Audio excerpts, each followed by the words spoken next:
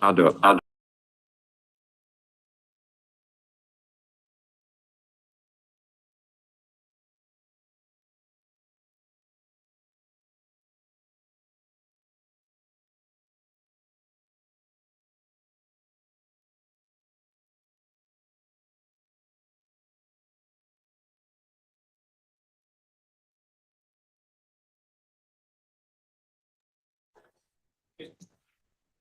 Our mics are on.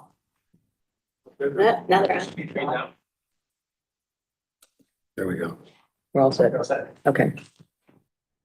Hey, good evening, everyone. It is Tuesday, February 11th, and it is 6:36 p.m. This is the Town Council public hearing, and would you all rise, please, and we'll do the pledge of allegiance. I pledge allegiance to the flag of the United States of America and to the republic for which it stands, one nation, under God, indivisible, with liberty and justice for all. Okay, this meeting is a public hearing. It's to provide an opportunity for folks to express their views regarding the proposed Chapter 8 boards, committees, commissions, and bureaus of the Newington Code of Ordinances to add Article 13, Newington Cultural District Commission. We will entertain people's comments. We do not respond during a public hearing, but we will be bringing this to the table during our regular council meeting, which will start in just a short while. So if anyone has anything either in the room or online that they would like to come forward and speak, please do.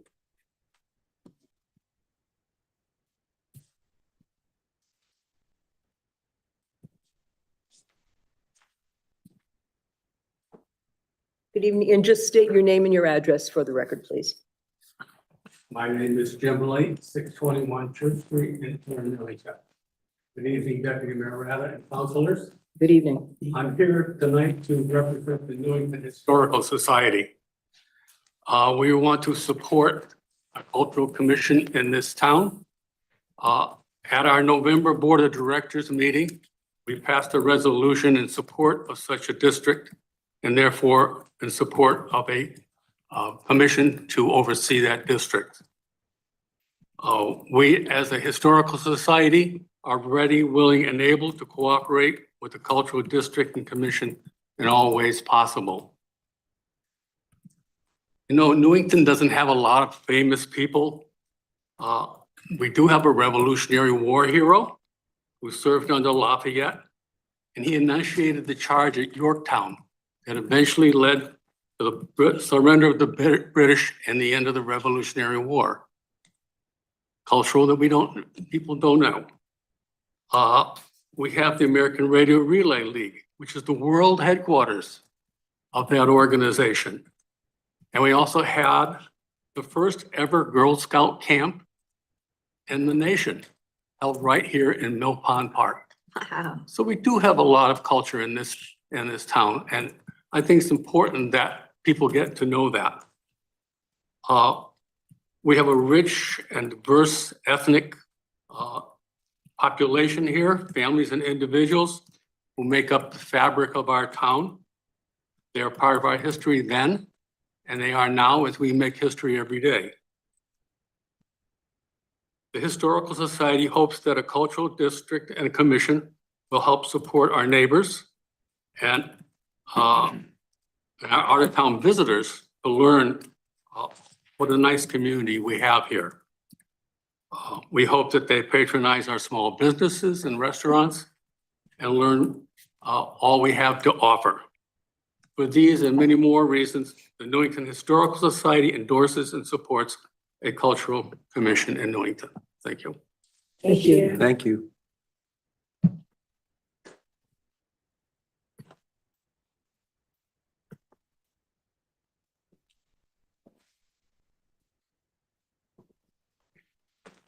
Is there anyone else here in the room that would like to step up to speak?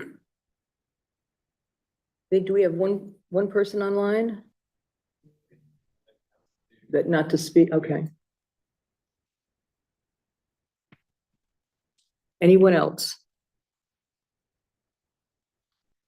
If not, then I will close the meeting. I want to thank you all for coming. Please stay for the council meeting, which will begin at 7 o'clock. Do we need an adjournment or? We don't need to adjourn, do we? Actually close it. Yeah, close the hearing. I would move we close the public hearing. Is there a second? Second. Okay. All those in favor? Aye. Opposed? Abstained? So moved. Meeting is closed. Thank you all. Thanks for coming. Thank you. Thanks, Jim.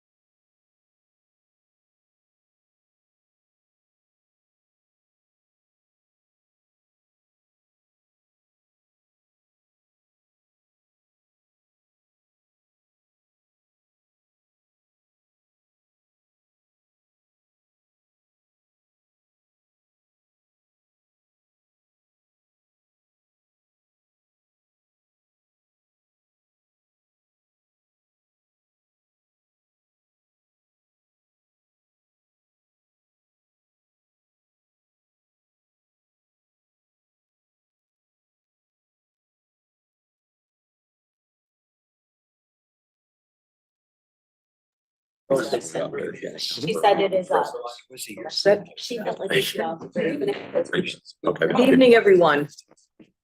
Welcome to the February 11th, 2025 regular Newington Council Town Meeting. Would you all please rise for the Pledge of Allegiance?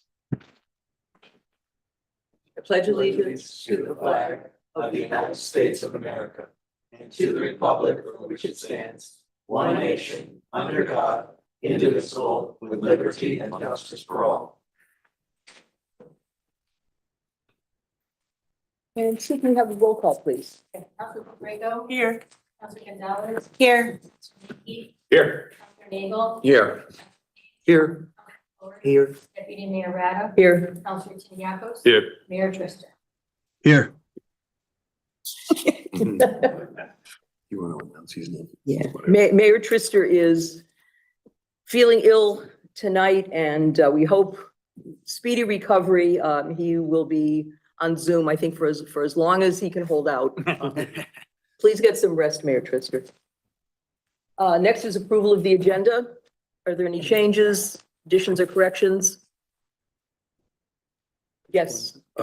Deputy Mayor, we're going to table the proclamation honoring Mr. Trillo. I think there was just a delay in his being able to attend, and so we're going to do that in March.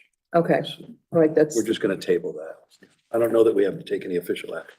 no, I think March 11th, I think, is the date that I he will believe be so. here, and we will do the proclamation.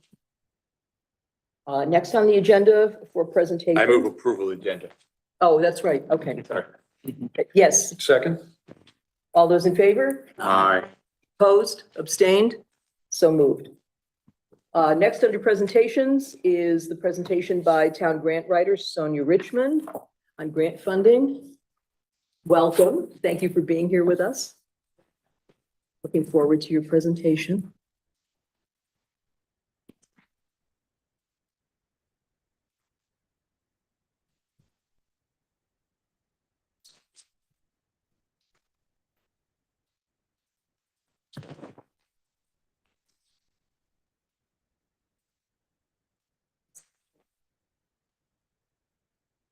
Hi, thank you, councilors, for having me. Thank you, Jonathan. I'm here to present on behalf of, Just hold it just a little bit closer so folks in the back can hear. better, Be a little. Can you hear? Better yet? Everybody here in the back? good? We're good. Okay. Thank you. Okay, Thank you. thank you for having me tonight. I'm here representing Sonic Group. We've been writing grants for the town of Newington for the past 5 years, and we've had some successes that I want to share. And tonight, we're going to talk a little bit about the process of how Sonic works with the town to request grants.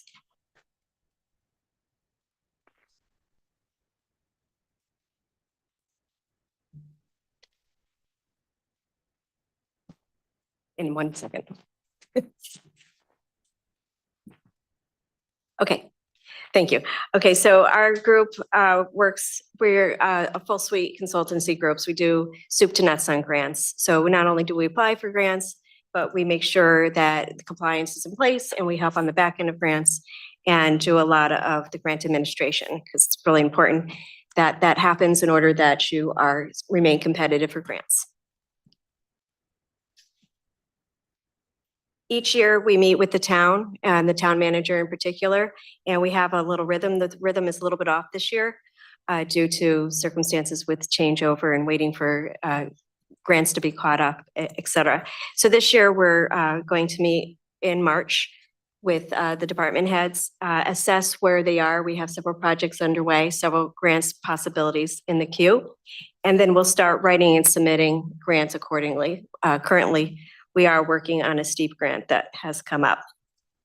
So the way that this works is like I said, we're going to meet with the town manager and town officials and to explore this 2025-26 cycle.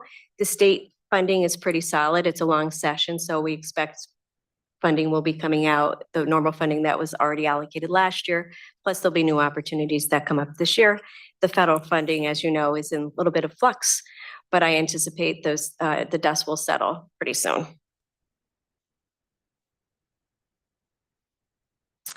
So as of 2023, when we last reported, we had 372,000 in grants received. And we're up to 612, so just over 500,000. Wow. And we have a steep grant in the queue coming up that we'll be applying for. Here's a little snapshot of the type of grants that have come in and have been awarded, and we're working through to help administer them as well and close them out.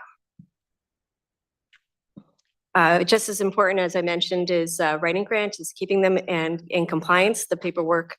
I'm sure I like to do it. There's not too many people that do enjoy this part of it, but I do like this part. And I did work for the state in grants and contracts, so I do have a understanding of how to process and get through and work with the program officers to close out grants. It's a game of perseverance, and happy to do it for the town. So that's just a little bit of the work that on the back end that we've been supporting. And that concludes the very short presentation, just to give you an idea of the process of we go through with the town. Thank you very much. Well, I will open it up to questions Matt's got a from council. First. Matt? Thank you, Deputy Mayor. Hello, how are Hi. you? Thank you for being here. And thank you so much for all that you've done in the time that you've been here. 5 years, you said you've been Yes. writing grants for the town? Thank you sincerely for all the work that you've done. I just have 3 really brief questions. The first one is just kind of generally in your work relative to, you know, the work you get to see your colleagues do in other communities and others. Do you have a sense of what our award receipt acceptance rate is like relative to other communities? Do we have applications that by and large usually get accepted, or what does that look like? We try to be very particular about the grants that we go for to make sure you are competitive, so we don't put time and effort into it. That being said, Newington is different from cities, so there are opportunities for cities against our towns, but like towns, we do pretty well. We've been able to get most of the grants we apply for. I think we're between about 80% of what we apply for, we are awarded. So that gives you an indication. But as far as Newington, we can't turn it into anything it's not.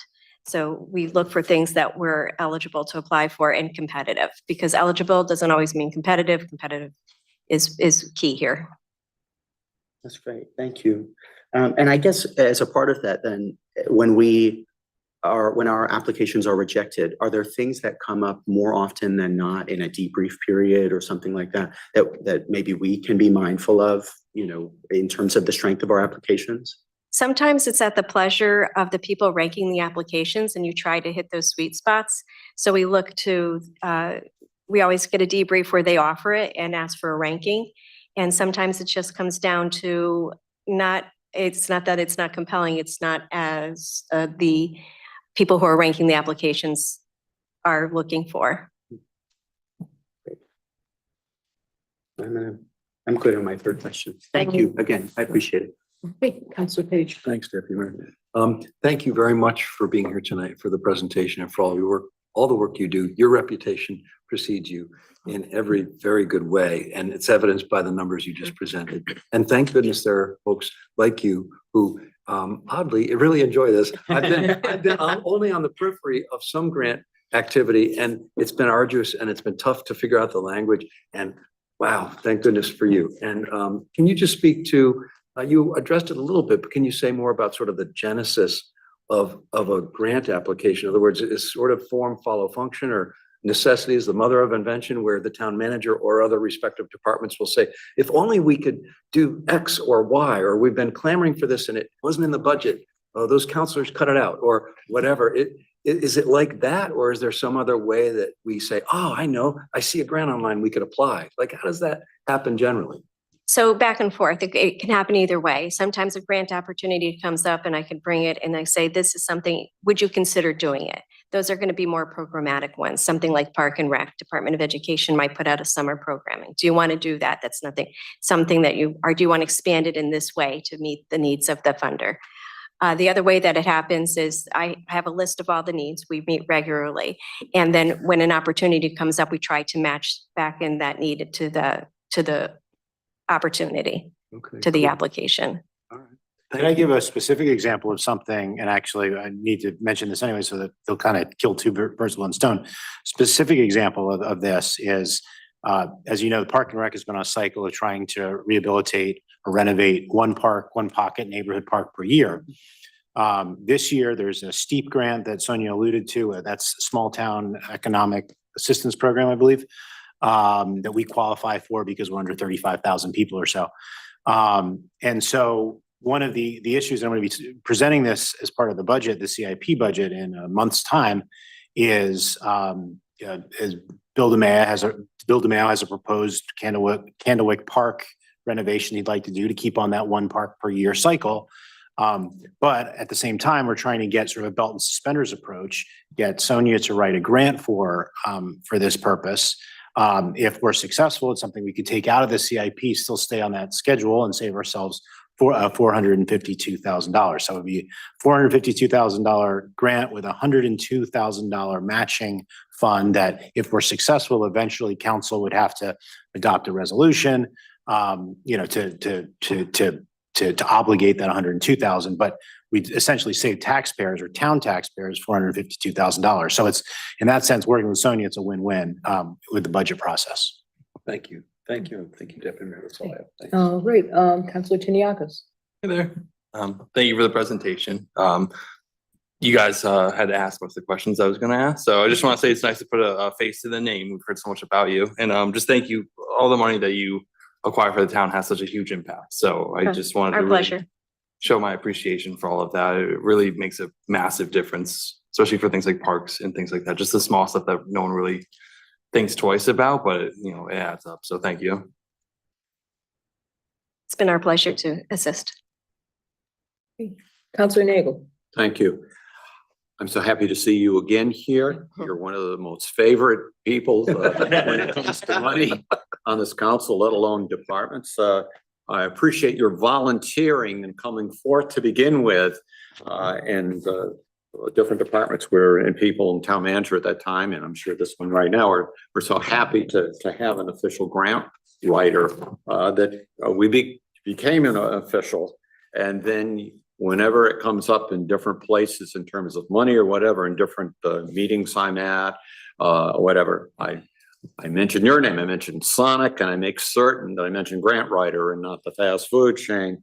We're so thankful that you've come aboard and you've continued to do things and to dig and find out where grants are available, where the different department heads and those of us here would have no concept as to where to go.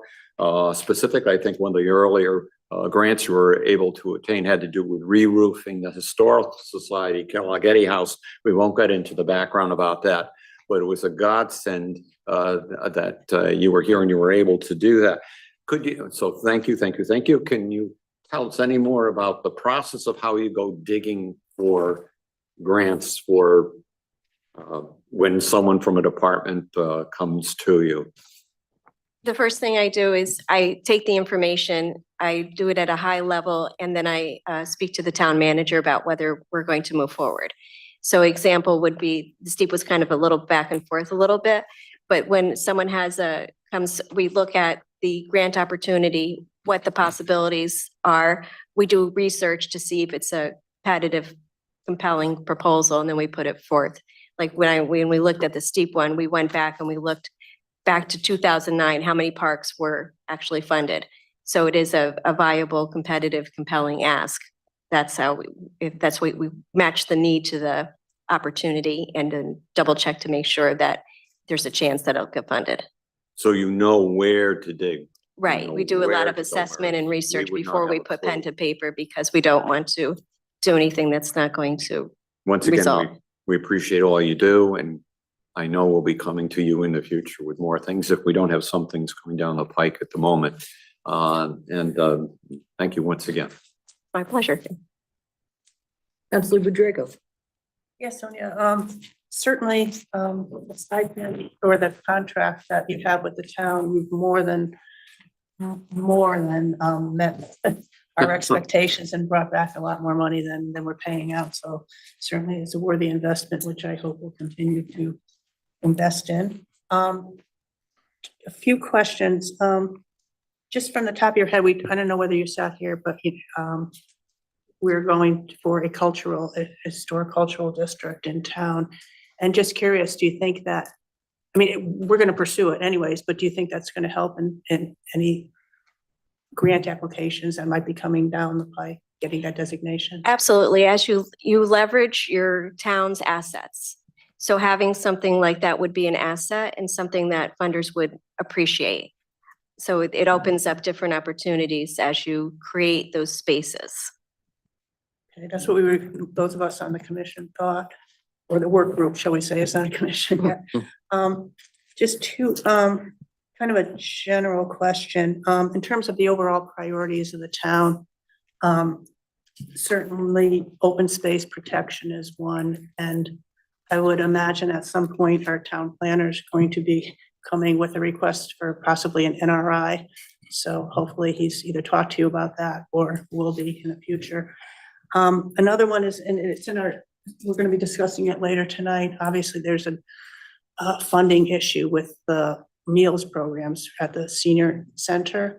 And when reviewing well, first of all, if there's any possibilities for some kind of funding for that, but just in general, but I also noticed that possible solutions being put forward, or let's say for something like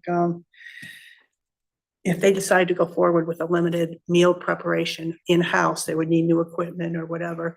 So I would assume you'd be able to work with our town manager in the senior and disabled center in finding ways that grants could either continue supporting the program externally, or if we decide to do something internally, that you'd be involved in that.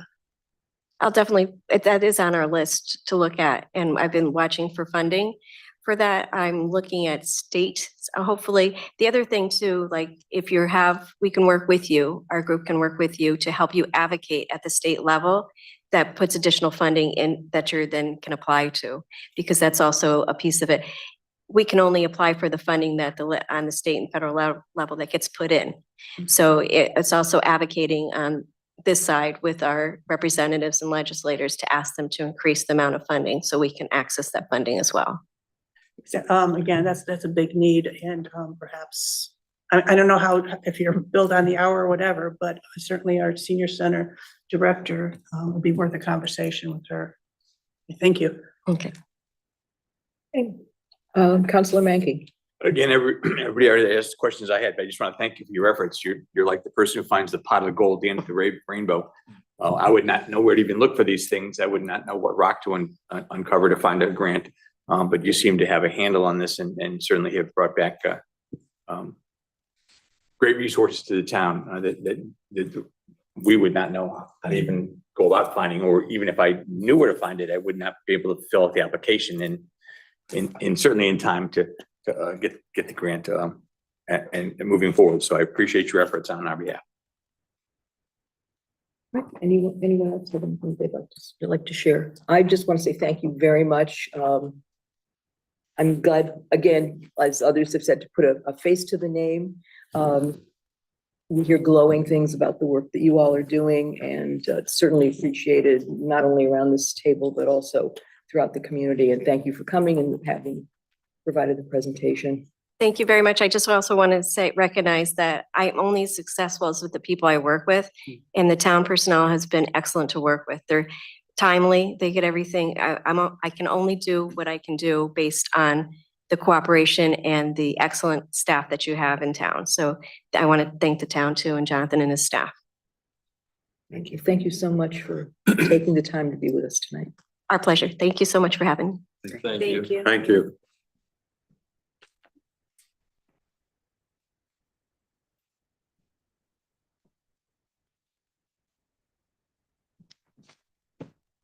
Okay, next on our agenda is public participation. If there's anyone here in the room that would like to speak, we can ask you to come forward. It's a 4-minute time frame that you do have. I think we might have some folks that are online. We want to just restate the rules of courtesy and no personal. Yes, Sorry. no, that's absolutely fine.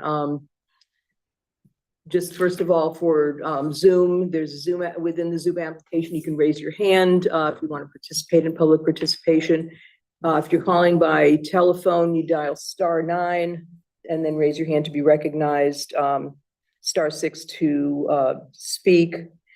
And again, I want to thank Councilor Page for reminding me that we require civil discourse, that we do not always agree, but we can agree to disagree, but we are always civil and respectful to one another, and this is what we expect. And if there is an issue that does arise, I will ask that the individual complete their participation and we will shut off the mic.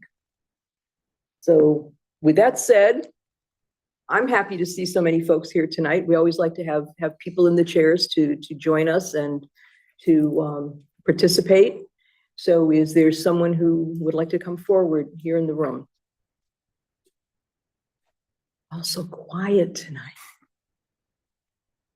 There is somebody on Zoom.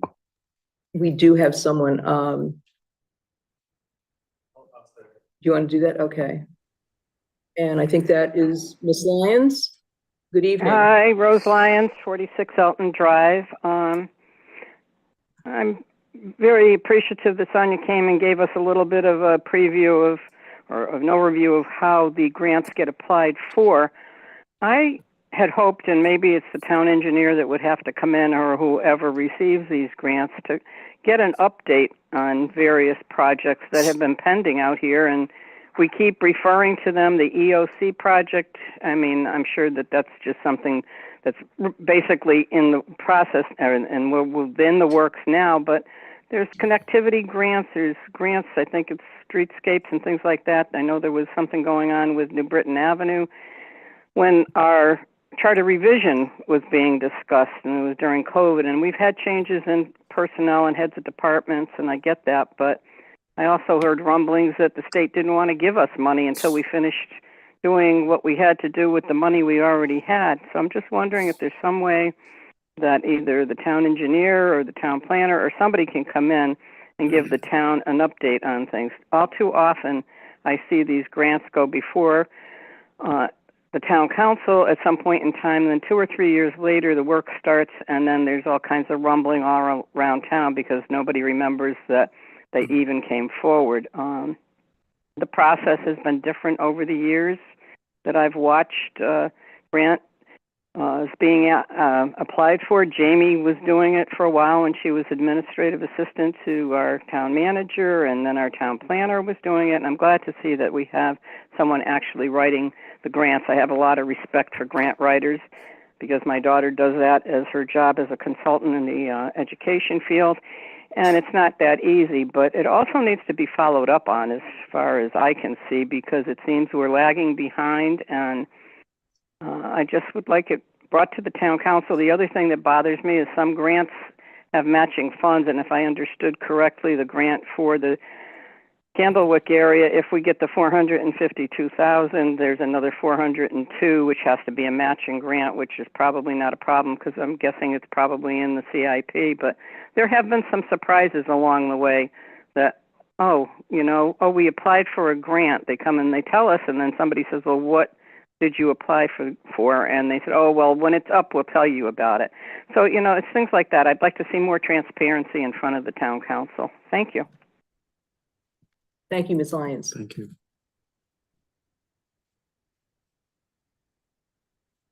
Do we have anyone else online that would like to speak?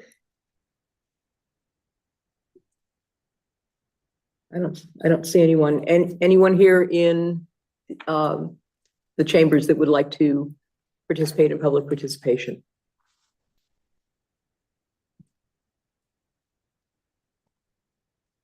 Hearing none. I want to thank you all for being here and hope you're going to stay to hear what else we're going to be discussing tonight. I will now turn to, let's see, where are we? Remarks by Public council. participation. Did we have any email correspondence? Nothing that we? No, that was not. No, okay, I didn't think so. I will now turn to remarks by councilors. I would like to say thank you, Ms. Lyons, for bringing up the topic of grant updates. And I think we could work with our town manager, Mr. Altrell. Maybe we can periodically figure out some way that we can do the update. It's important for all of us, not only those of us on the council, but certainly everybody in the community. Is there anybody else around the table that would like to comment on public Got a participation? couple there, Deputy Mayor. Councilor Mankey. Yeah, just remember to put that on a future agenda, just an update on where the grants are that we're I in the was process. gonna update you during my remarks. Okay, Yeah. good.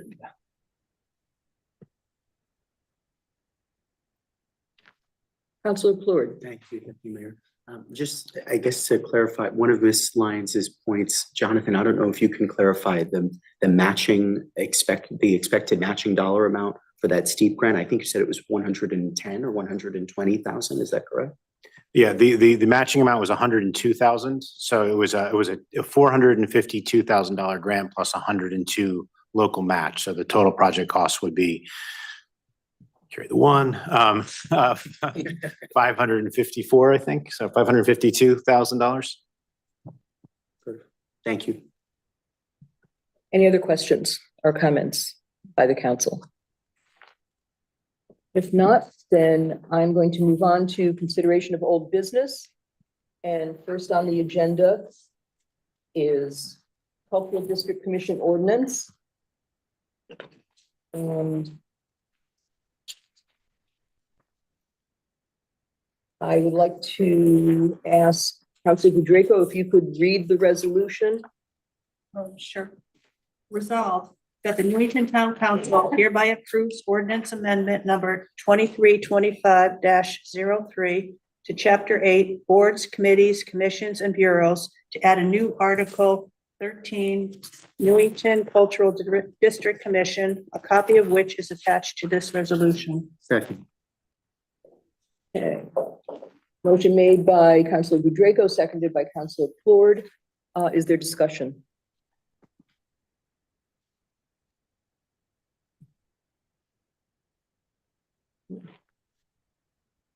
Councilor Draco. Yeah, I just have a question. Actually, it's to Jonathan. At the public information meeting, which I thought was very productive, and we were very pleased at the number of people that came out. There was a question from one of the members of the public regarding whether the commission had the ability to go out and solicit funds independently of a town budget. Actually, the paragraph that I had referenced is letter E.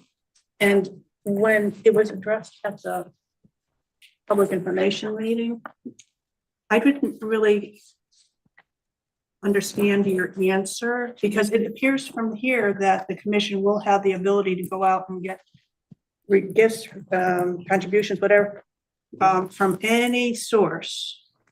Yeah, no, and so that's a great question. So when this question was asked about, I can't remember exactly the question, but what I said is in the sort of medium to long term, it might make sense for, as the commission gets sort of its sea legs under it, to think about creating a 501c3 that would be kind of a semi-affiliated with it as a way, as essentially a tax efficient way of soliciting for private contributions. So right now, if, even after this ordinance passes, if Jonathan Altrell, private taxpayer, wanted to support, the cultural district outside of paying my taxes, I could give money to the town, but I wouldn't get a tax deduction for doing that.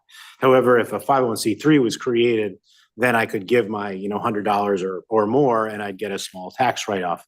So, I mean, if it does look like there's demand or there's an appetite for private donations, it's more than just, a couple $1,000s. It's something you might want to, that the commission might want to explore, and it would just, it could result in a greater amount of money that you raise. But I don't think, certainly in the first year or two, it's something you really need to worry about. No, but in the interim, like if we had an event, Mhm. say, we could put out a collection bucket or something for donations. Oh, absolutely. It's just the tax The tax deduction, yeah. Okay, but we can still do independent, letting you know, obviously. Yes. We're gonna do it. Absolutely, no problem.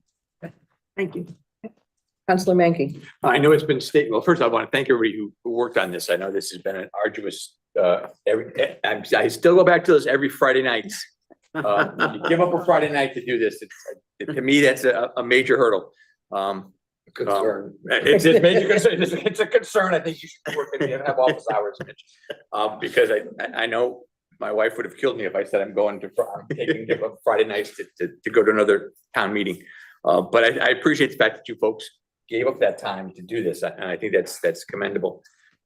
What I'm hearing the most though in town is that people are concerned, and I know we've gone over this over and over again, is that this district is gonna somehow take the control of what they can do with their property and gonna make them paint their door yellow because that's what it says. And I know we've talked about this Orange. ad nauseum. It's going to be orange. And that is not the intent, and it doesn't say that in this ordinance. And I just want to restate that again, that there is nowhere in this ordinance are we going to take control of your property and say what you can do in your property. We aren't going to tell you what kind of what you can do with the front of your house or the back of your house, we're just Put it up for tours. we're not saying you have to open up for tours and people are gonna come through your house and tour your house, whether it's an old house or a new house. That's not the intent of this, and it's nowhere in here does it say that. So I just want to allay people's fears. That's not the intent of this ordinance. Thank you. Counselor Floyd. Thank you, Deputy Mayor. I also just want to thank Deputy Mayor Rada and Councilor Petreco and the litany of volunteers that we've had over the course of this many months long process. I think maybe about 1.5 years long process. You folks have been going at it even longer than that, but for my purposes. So it's been a really fun and enjoyable process. I think we've come up with a really great product, and there's a lot of people to thank. So just wanted to shout that out. And to Councillor Mackey's point, I think this is so fundamental and important to state. And there was such an eloquent answer that our town planner gave at the PIM on this point, that there was a concern that this could turn into something at some point that could deprive people of their property rights or engage in eminent domain or other things. And there's just no statutory basis for that, for a commission like this to do anything like that. And so I just want to, again, like you said, Councillor Mackey, allay people's fears. There are people at this table who live in the bounds of the district, and we're very concerned about our own property rights. So, this is not with any intention to do that, and it doesn't have the authority to do that whatsoever. So, Thank you. Counselor Page. Thanks, Deputy Mayor. Yeah, just 3 quick points. Yes, thank you, everyone. Your leadership on this, in this effort, it's amazing work that you've done, and thank you to our town staff who have also done amazing work. The second thing is, I see this as just codifying what already exists in our town, which is a real love, obviously, of Newington. It's a love of the history of Newington and of our arts and culture, of which there is a great amount. And in codifying this, we create space, as has been said before, sort of more officially, so then we can point to that space and on maps and say, this is what we're doing, and this is what we're proud of, and this is what we want to celebrate. And the third point is that in that process, it's, has been said, I think, by people sitting up here at the public hearing in very eloquent ways. I just want to underscore it, that it's a way of, we get into silos, and I'm guilty of it too, where, it's either government or it's private enterprise, and I think this is an example of Republicans and Democrats coming together, of private business and a town government coming together for tremendous synergy and for a lot of fruitful work that can come forth from this, and it touches everyone in Newington in very positive ways. Businesses will benefit from this. All residents will benefit from this. And so I couldn't be happier with this. And I appreciate everybody's efforts. Thank you. Okay, thank you very much. Anyone else have anything that they'd like to add? If not, I'm going to call for the vote. We have a motion by Councilor Budrago, a second by Councilor Floyd. All those in favor signify by saying aye. Aye. Opposed? Abstained? Motion passes. Thank you very much. I hit the gavel, but I don't want to use it too often. Next on the agenda is a resolution to establish a cultural district. And what I would like to say before we discuss this more is that both the creation of the ordinance and the resolution that we're going to be discussing now are both requirements of the state as part of the cultural district submission process. This is not something that we just thought would be a good idea. These are part of the steps that we have to take in order to move the submission forward.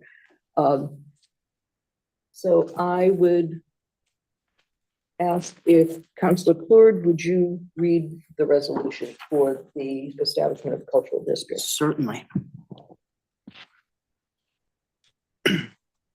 Town of Newington Cultural District. Whereas the town of Newington recognizes the significant role that arts and culture play in enhancing quality of life, stimulating economic growth or economic development and job growth, and strengthening community pride. Whereas the town of Newington is proud of its rich and diverse cultural heritage with numerous artists, cultural organizations, and creative enterprises contributing to the community's vibrant character and cultural landscape. Whereas there is an urgent and growing need to support and cultivate the arts and to preserve our town's dynamic history, ensuring future generations benefit from the assets and conversations that will allow them to bridge our community's past, present, and future. Whereas the establishment of a cultural district will play an important role in contributing to the economic growth and sustainability of the community by attracting targeted investments and strategic planning that will invite arts and cultural activities to thrive in the town of Newington. Whereas the establishment of a cultural district aligns with the town of Newington's 2030 Plan of Conservation and Development by seeking to preserve and enhance Newington's character and sense of community, increase historic awareness, contribute to a vibrant and creative cultural ecosystem, and enhance the vibrancy and vitality of the town center. Whereas the establishment of a cultural district will foster collaboration with local artists, cultural organizations, business owners, and residents to ensure that the district reflects the unique character and needs of the community. Whereas Mayor Trister has signed a letter of support for the establishment of a cultural district, and the Greater Hartford Arts Council and Department of Economic and Community Development will be petitioned to designate said district as a statewide cultural district. Whereas the town of Newington held a public information meeting on February 4th, 2025 for residents to learn about the proposed cultural district. And whereas the town of Newington intends to adopt an ordinance creating a cultural district committee to oversee the cultural district through the marketing of arts and culture attractions, the encouragement of artists and artistic and cultural enterprises, and the promotion of tourism.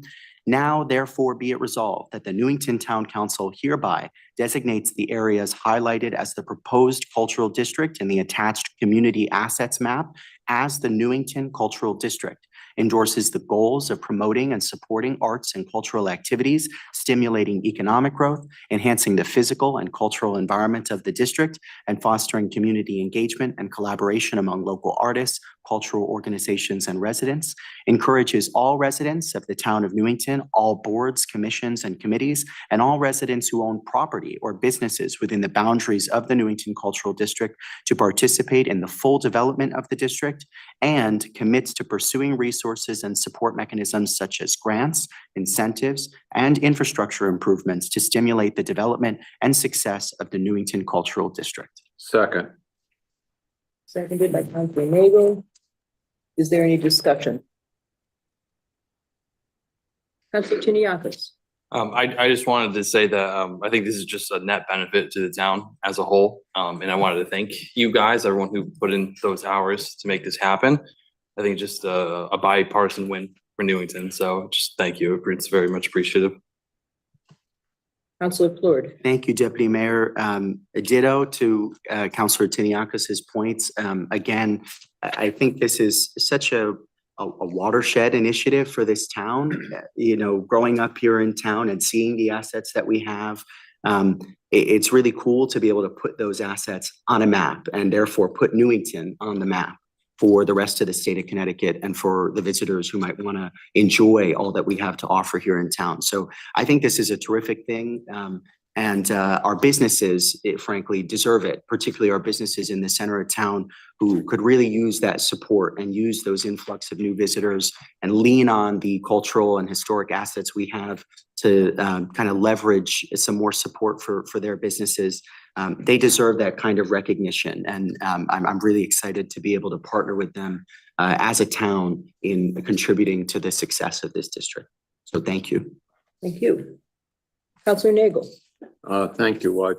I fully support as I seconded this a moment ago. And I think it's a great asset to the town. As mentioned before, this wasn't the road in which it was intended originally to go in terms of format.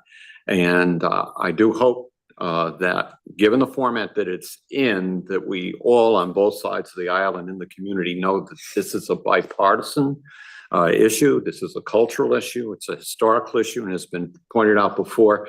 I think even though it may not be implicitly in here,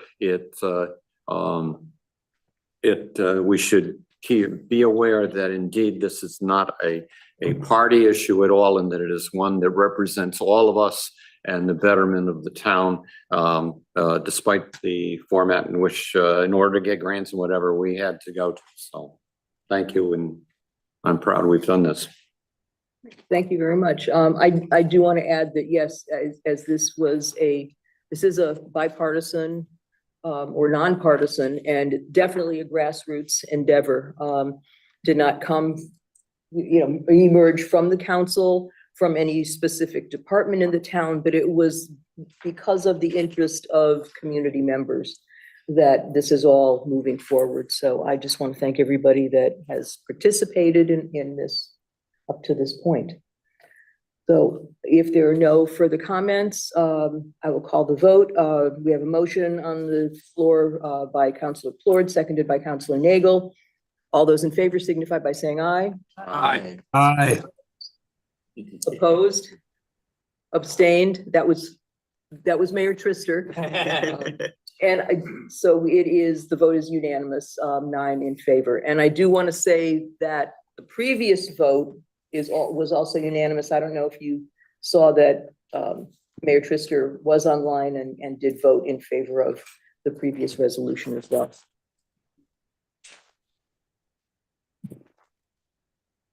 Next on the agenda is Camp Avenue resurfacing. And I don't know. I'll just You want- address it. Yeah, please. We do have Rob Hillman, our highway superintendent, and Chris Savidio, our town engineer here, if there's any specific questions. But as you know, over the last several years now, there's been discussion about what to do about resurfacing Camp Avenue. It is a narrow street. It is now in a kind of a state of disrepair. There are residents on the street who've advocated for it to be widened to 28 feet. It is currently a 24-foot wide street where there's only parking allowed on one side. There's been concerns expressed in the neighborhood about speeding. Generally speaking, when you widen a street, obviously that actually encourages vehicles to move faster. But the concern, obviously, from staff standpoint, is around certainly around the funds in order for us to widen the street. It would increase the cost by essentially $1 million or up to $1 million, depending on which option you select. So after considerable discussion, it's staff's recommendation that we mill and overlay Camp Avenue in the existing configuration of 24 feet. So and the reason we're bringing this up now is because Mr. Hillman needs to go out to bid for the 2025 road program pretty soon. And we want to make sure that we are speccing out the bid properly. So I would recommend that somebody make a motion to authorize staff to develop bid specs for the 2025 mill and overlay program to mill and overlay Camp Avenue in its current 24-foot wide configuration. So moved. Is there a second? Second. Okay, motion was made by Counselor Page, seconded by Counselor Gonzalez. Is there discussion? Counselor Page. Thanks, Deputy Mayor. I want to thank, first of all, I want to thank all the residents who have come out. We've been talking about this with our, with residents for many months now or longer, years. And we've had meetings. There was one at the middle school, I know, and we've heard folks representing each of these possible proposals for the street. We've talked about notching out for parking. I know at one point I thought, well, that's a good idea, right? Maybe that's a compromise, not knowing anything about engineering and paving and what the unintended consequences of that would be. And we're entering a budget season.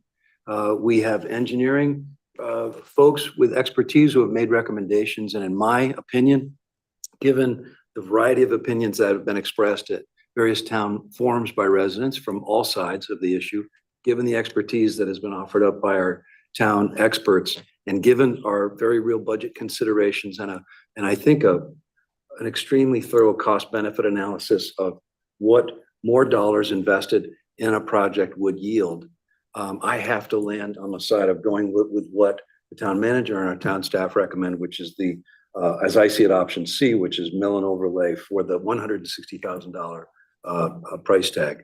And that's where I'm comfortable voting tonight. So thank you. Thank you, Deputy Mayor. Counselor Tiniakos. Yeah, I have to be in agreement. I mean, at first, when I heard the concerns from everyone who lives on Camp Ave, and I saw all the work that you guys put into getting signatures and your petition, and then hearing the history at that public hearing, I was in favor of widening the road. I thought it was just like a simple want from the townspeople, and I didn't think that it would really hurt the town in any way. But over the last 3 months, we've seen instability in programs like Meals on Wheels. And now we have looming, it's a very real possibility that those programs might not get funded for most of 2025. So I can't in good consciousness spend $500,000 to $1 million on this project, knowing that we might have to fund those projects, worst case scenario. So it is budget season, and I'm more than willing to maybe discuss about putting money aside in CIP over an extended period of time to maybe possibly get this done 5-8 years from now, if that makes sense. But for right now, I think it's just too much of a risk to spend that type of money, not knowing the financial stability that our nation's going to be going through over the next year to God knows how long. Thank you, Counselor Tiniakos. Counselor Plord. Thank you, Deputy Mayor. Just reiterating a bit, that first of all, there has been such an organizing effort on this one street. I mean, it's been like a microcosm of like American democracy on this one street of folks organizing to expand the road and folks organizing to keep it the same or do other things, add bike lanes, people organizing to do other things. And we've seen such an example of that on Camp Avenue. And I just want to reiterate a thank you to the residents on Camp Avenue on either side of this discussion. Because again, I think it's been really amazing to see, truly amazing to see. And unfortunately, at the end of the day, as a council, we need to make decisions and policy based on its impacts for the entire town, not just one street and not just one neighborhood, but on the entire town and all of its residents. And we all pay into the money that we're all privileged to spend on projects that benefit all residents. And so for those reasons and the reasons that Councilor Tiniakos said, the instability that we feel right now, I agree that it makes the most financial sense and is the most prudent way forward based on evidence and data for us to move forward with the $160,000 option and move forward in that direction tonight. Okay, I do want to, I don't see anybody else's hands up, but I do want to just read option C for everyone. Mill and overlay keeping current width of 24 feet, estimated cost $160,000, maintaining no parking on one side funding in place. Estimated completion would be spring or summer of this year, 2025. If there are no further comments, we have a motion on the floor by Councilor Page, seconded by Councilor Gonzalez. All those in favor signify by saying aye. Aye. All those opposed? Opposed? Abstained? So moved. It is unanimous, option C.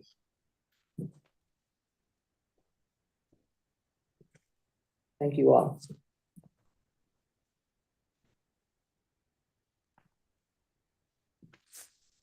Next on the agenda is tax refunds, and Councilor Gonzalez, could you read that resolution, please? Certainly. Resolved that property tax refunds in the amount of $7,711.25 are hereby approved in the individual amounts and for those named on the request for refund of an overpayment of taxes certified by the revenue collector, a list of which is attached to this resolution.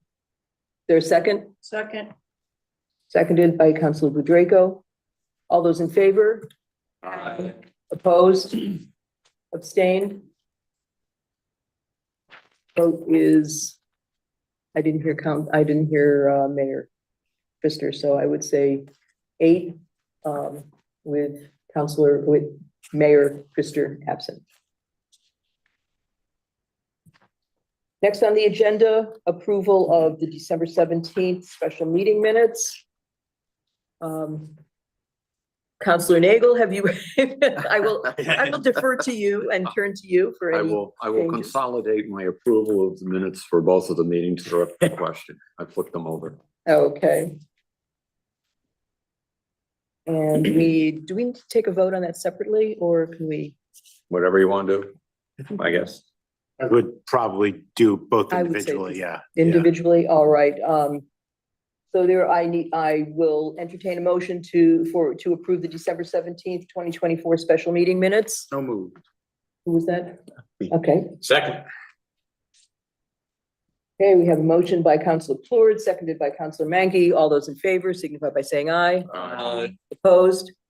Abstain? 8 with Mayor Trister absent.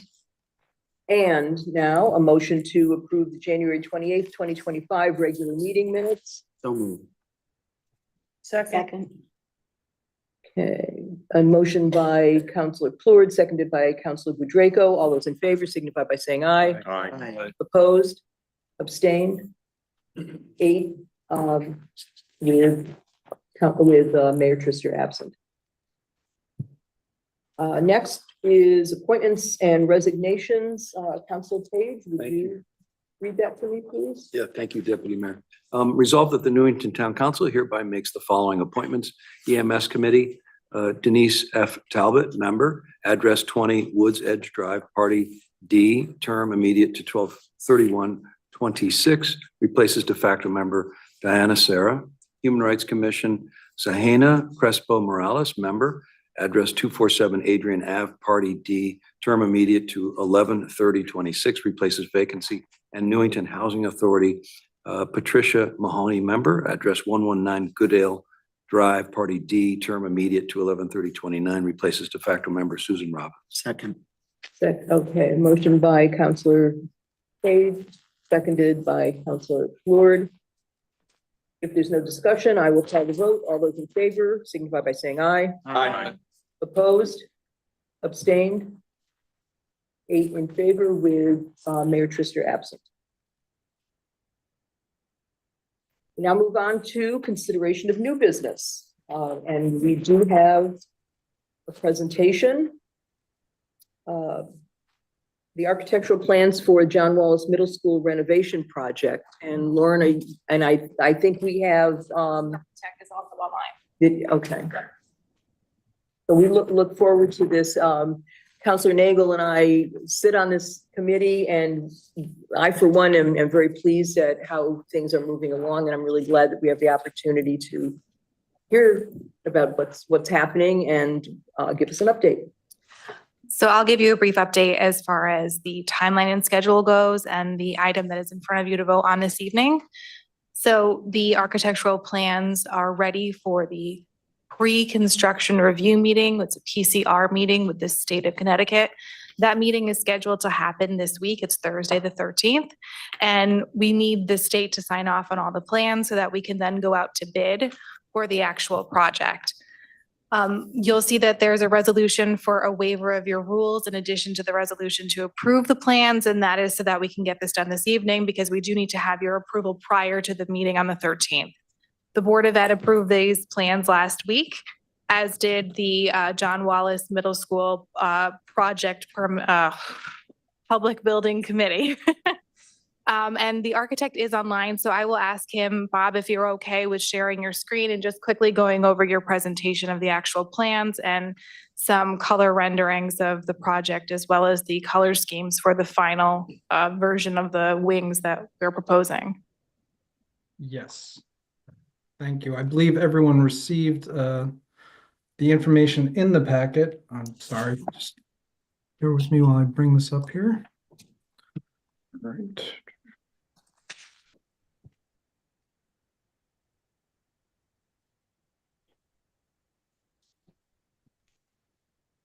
Okay, you should be seeing it now. So this is a present, for the record, Bob Roach, Friar Architecture, Farmington, Connecticut. This is a presentation that was given to the Board of Ed and a Town Council joint meeting last week. And I'm not going to advance. Here we go. Sorry. So just for orientation, this is a view from Halloran Drive from the entrance towards the school, giving an overview of the campus.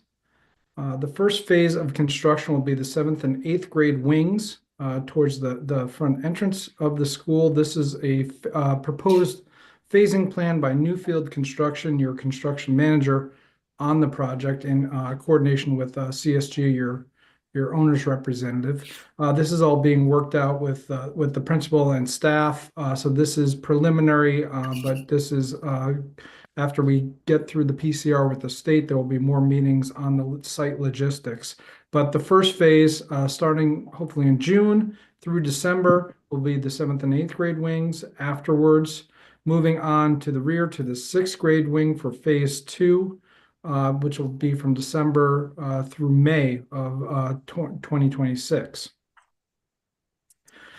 In each of those wings, what we're typically doing is gutting the entire wing. We're taking out the walls, the casework, even the perimeter windows. Right now you have perimeter corridors on either side of these wings with classrooms in the middle. So we are going to reorient these to get a single central corridor and move the classrooms to the perimeter. We're also renovating the bathrooms or the restrooms entirely, the boys and girls rooms, taking out all the fixtures and finishes in there.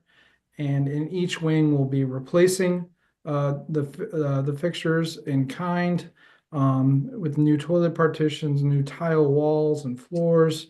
In the classrooms here, you see the center corridor that we're creating. We're using concrete block walls for security and acoustics. In the corridors, we'll have lockers, and in each of the classrooms, we'll have a bank of casework, including teachers' storage wardrobe. We'll have countertops, solid surface countertops with charging stations, USB ports and plugs along the back for students to charge and for devices to charge. There'll also be a lateral file cabinet in each of the classrooms. And on all the walls, the teachers requested that we maximize whiteboard space. So we're showing whiteboards on 3 of the walls. As I said, we're replacing all of the windows on the perimeter. At the end of the corridor, we're putting in new double doors to the exterior. And this is a first draft of the finishes plan. We've been working with Lou and his staff, and also with Dan and the teachers at the school to pick out the proposed finishes. So in the corridors, we're going to have a vinyl composite tile. In the classrooms, we will have a carpet tile. We'll be painting all the walls. We'll be adding in acoustical panels above the lockers. You can see an elevation of your typical corridors here with the pattern in the flooring, the lockers, and then at each of the inset entrances to the classroom areas, we have a little bit of wayfinding, just different colors in each of those niches down the hall. In the toilet rooms, as I said, we have tile on the floors and the walls, and we're going to add in a similar design, matching the theme of the classrooms, trying to play off the school colors there. As I said, this was a first draft. We made some slight revisions. We went back to the staff. We added a little bit more teal. We got rid of a little bit of the mustard color and some of the gray tones. So we warmed it up, and it was well received. So we're moving forward with that. And this is a rendering of what the classrooms are going to look like. We also took some staff members and Lou and Jason Plum and Dan, the principal, out to a furniture vendor to select some furniture. This is multi-purpose furniture that can be moved around as individual desks. Here they're shown in several groupings of a star shape. We have new teacher desks areas. We also have a mobile podium so that if they're using any of the teaching walls, they can take the podium with them. We also maximized electrical outlets around the room as well, which was another request. And that's pretty much it. I'll take any questions if anyone has any. Do we have questions from any of the counselors? Counselor Budrago. Yeah, no, this looks wonderful. I just noticed though, I mean, that some of the construction will be overlapping with some of the school year. And I'm just wondering what's going to happen. Will students have to be relocated? What's the plan for that? There will be swings. Oh, sorry. Go ahead, Bob. No, please, by all means. Lauren. There will be swing space within the school, similar to what we did with Anna Reynolds. So we renovated Anna Reynolds as an occupied building, and we'll renovate this one as an occupied building as well. Okay, thank you. Yep. Okay, any other questions? Counselor Page. Thanks, Deputy Mayor. Just quickly, it sounds like in addition to the aesthetic improvements, obviously, that this is because of the acoustics and the materials being used and the design, this will be more conducive to a quieter, more concentrated teaching and learning environment, number one. And number two, I don't know if you can speak to that, just confirm that or say anything more about that, but also increasing the safety for our students and our staff in these times to make sure that this building, as all should be, is as safe as possible in every way. So. Yes, and that was the intent of the project when the Board of Ed brought it to you all probably 18 months ago. The big impetus obviously was the safety aspect, but the residual benefit is also going to be the fact that the classrooms themselves will have permanent walls and better acoustics and better soundproofing between the classrooms. Thank you. Anyone else? I just have a question, Lauren, again, in terms of the timing. I know that we're requesting a waiver to vote on this resolution tonight. Can you remind us again the time frame and why this is Yes. important? So these plans and the cost estimates that go along with them, which just to give a plug to the work of the architect and the construction manager and owner's project manager. Right now, the cost estimate is about $40,000 under budget, which is fantastic for a construction project. But the reason why we are asking you to make a motion to vote on this evening is because your approval is required for the state to review the plans on the 13th, which is in 2 days. It's close. Please do it. Yeah. I think we should come back tomorrow. You can't wait for 2 weeks for another council meeting, please. Okay. Thank you very much. No other, can we take down because I can't see what's going on with, we could take down the presentation. Well, this is just a good example of why it's important. When we have to waive the rules, why it's important. This is certainly, we have to waive the rules because we don't want to come back tomorrow. Yeah. Exactly. We have 24-hour notice. Couldn't even come back tomorrow if we wanted to.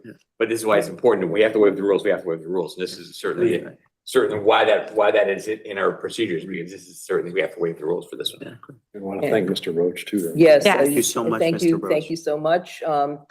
I saw the presentation last Thursday and it looks just as good tonight. And Lauren, thank you again for all of your work on this as well. So we have a resolution, we have two resolutions. We have resolution to waive the rules and then the resolution regarding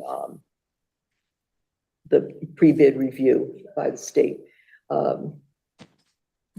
Counselor Mankey, would you like to read that for me, please? Resolved, the Newington Town Council, in accordance with section 14 of the Town Council Rules of Procedure adopted April 9th, 2024, hereby moves to allow an action on agenda item 11A to approve the submission of 90% plus construction drawing plans and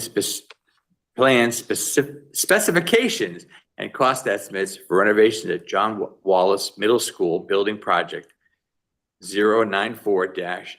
094-0112A to pre-bid conformance review as required by state grant process, Second. Okay, there's a motion by Counselor Mankey, seconded by Counselor Nagel. All those in favor signify by saying aye. Aye. Opposed, abstained. 8 in favor, Mayor Trister absent. I'm sorry. Jonathan, just a question for you, Jonathan. I'm so sorry. Do we need to open up for public Yes. participation when we waive the rules? Thank you correct? for that. Yeah.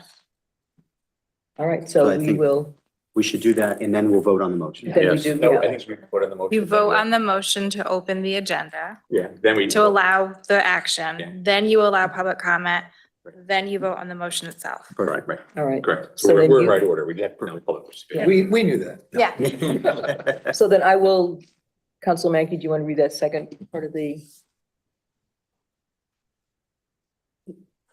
No, it's public participation. So now we need Yeah. public participation. Then we, okay, And then we'll Yeah. vote. all right, so is there any? So Matt public- was in right order. Okay, so public participation. No public no one, Anybody no one There's one online. is, oh, This line. okay, do you want to get that?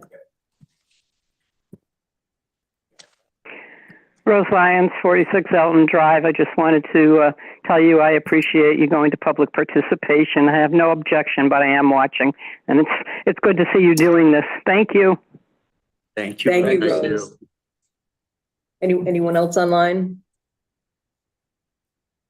I don't see anyone. No one else? And is there anyone in the room who would like to provide public comment? On anything or? No, specifically on the John Wallace Middle School. All right, then I will close public participation and I guess Councilor Mankey, do you want to? Now go ahead. Thanks. Resolved that upon recommendation of the John Wallace Middle School Project Building Committee at their meeting of February 6th, 2025, the Newington Town Council hereby approves the submission of 90% plus construction drawing plans, specifications, and cost estimates for renovations at John Wallace Middle School Building Project 094-0112A to pre-bid conformance review as required by the state grant process. Second. Seconded by Councilor Gonzalez. I have a question. The meeting on February 6th, shouldn't it be February 11th? Today's date? No, it's No, it's the recommendation from the building committee on February 6th. Oh, okay, so it was presented from them to, Correct. okay, all right. Gotcha. All right, is there? We have a motion from Councilor Mankey, seconded by Councilor Gonzalez. Any discussion? If not, I will call the vote. All those in favor signify by saying aye. Aye. Opposed? Abstained? So moved. 8 yay and Mayor Trister absent. So you can move ahead in 2 days and get this taken Thank you care of. very much. Thank you so much. Thank Thank you. you. Thanks for being all here your tonight. efforts. Tight schedule. Next on consideration of new business is to consider the facilities naming subcommittee recommendations. And I don't know,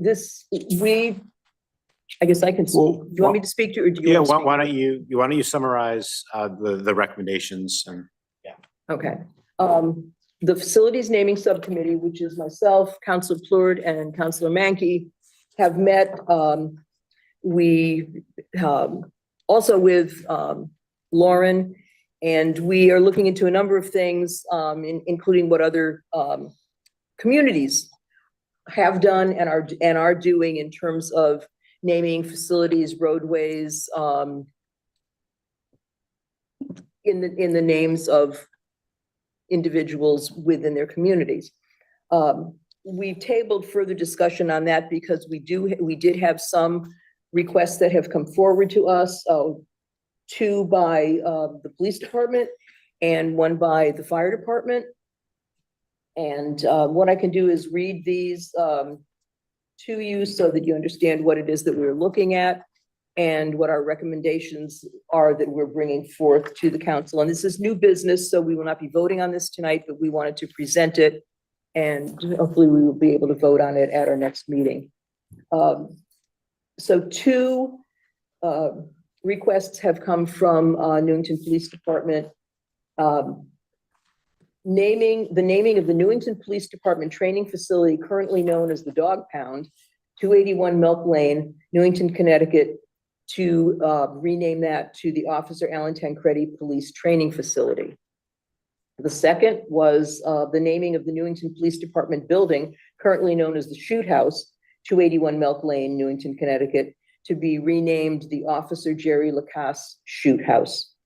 And then one request coming from the Newington Fire Department, naming the Newington Volunteer Fire Department Training Tower at 281 Milk Lane, Newington, Connecticut, to be named as the Chief James H. Trommer Training Tower.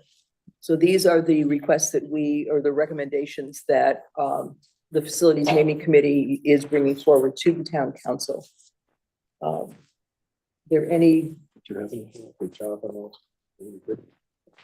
What? No, I didn't know. Oh, okay. Okay, on something, sorry. Yeah, I was just gonna ask if anybody has any questions or comments. Councilor Budraco. Yes, I certainly think the three individuals, I don't have any issues with the proposal of the resolution, but I was just wondering, if for the next meeting, can we have more of the write-up or the recommendation of why these individuals are being considered for the special honor of having. Absolutely. Because a lot of people maybe don't know why or what they've done, even though we do. Mhm. It might be good to have the public know their contributions to the town. Certainly, we can take care of that. And that actually comes as part of a recommendation that would come to the Facilities Naming Committee. So we do have that information and we'll be happy to share that at the next meeting. Thank you. Sure. Thanks for the request. Is there anyone else? Any other questions? Any other comments? Either my distinguished counselors on the naming committee have anything you would like to add? Okay, if not, I am going to move on to the next order of new business, which is the revised fees for cemeteries. And we have. Bill doesn't Do we seem to have be Bill on, on? Bill's not on the line. He is. Oh, he is? He's listed. Oh, he is there. The Mayo iPhone, yep. Yep, iPhone.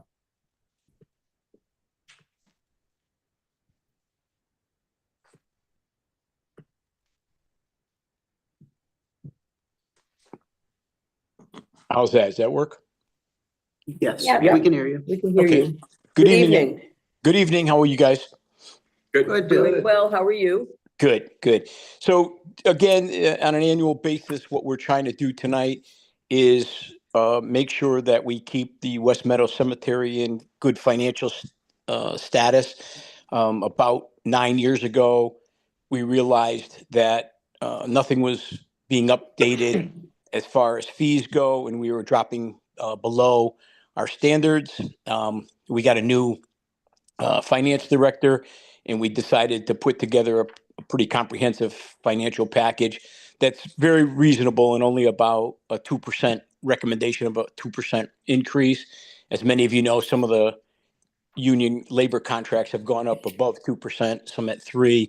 So we want to just keep ourselves current and keep the whole goal is to make the cemetery financially sound, so that once we do sell all the graves, that it will not bother taxpayers. It won't be, we won't need the taxpayers' money, but we'll have a fund that has been thoroughly invested, and it will be able to, in perpetuity, keep the cemetery in beautiful condition as you see it now for the next 50 or 100 or 200 years to come. And I can answer any questions if you have any. All right. Are there any questions from counselors? Counselor Mankey? Just a quick one, Bill. It's 2%. Is that what everybody else goes up at 2%? Is it? I forget what we said at 2%. We've been doing 2% for the last 9 years, but I don't know what do you mean by everybody? Who's Well, everybody? is the cost of living has gone up more than 2% in the last 9 years? Right. But I wanted to be reasonable, but yet just get a little bit of an increase each year.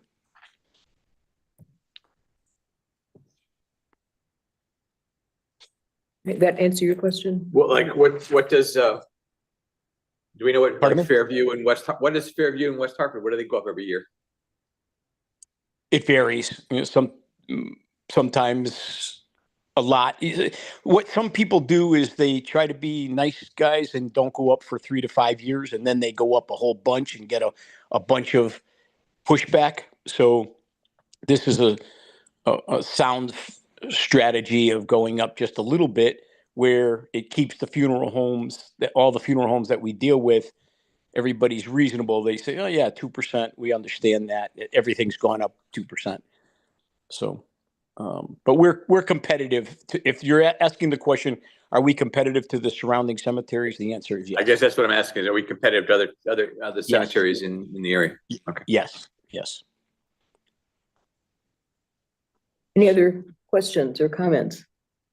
Bill, I just have one question. I'm looking at the second paragraph, and you talk about cremated remains, and there'll be a slight change in that. Can you talk a little bit about if the request is increasing and your decisions in that regard?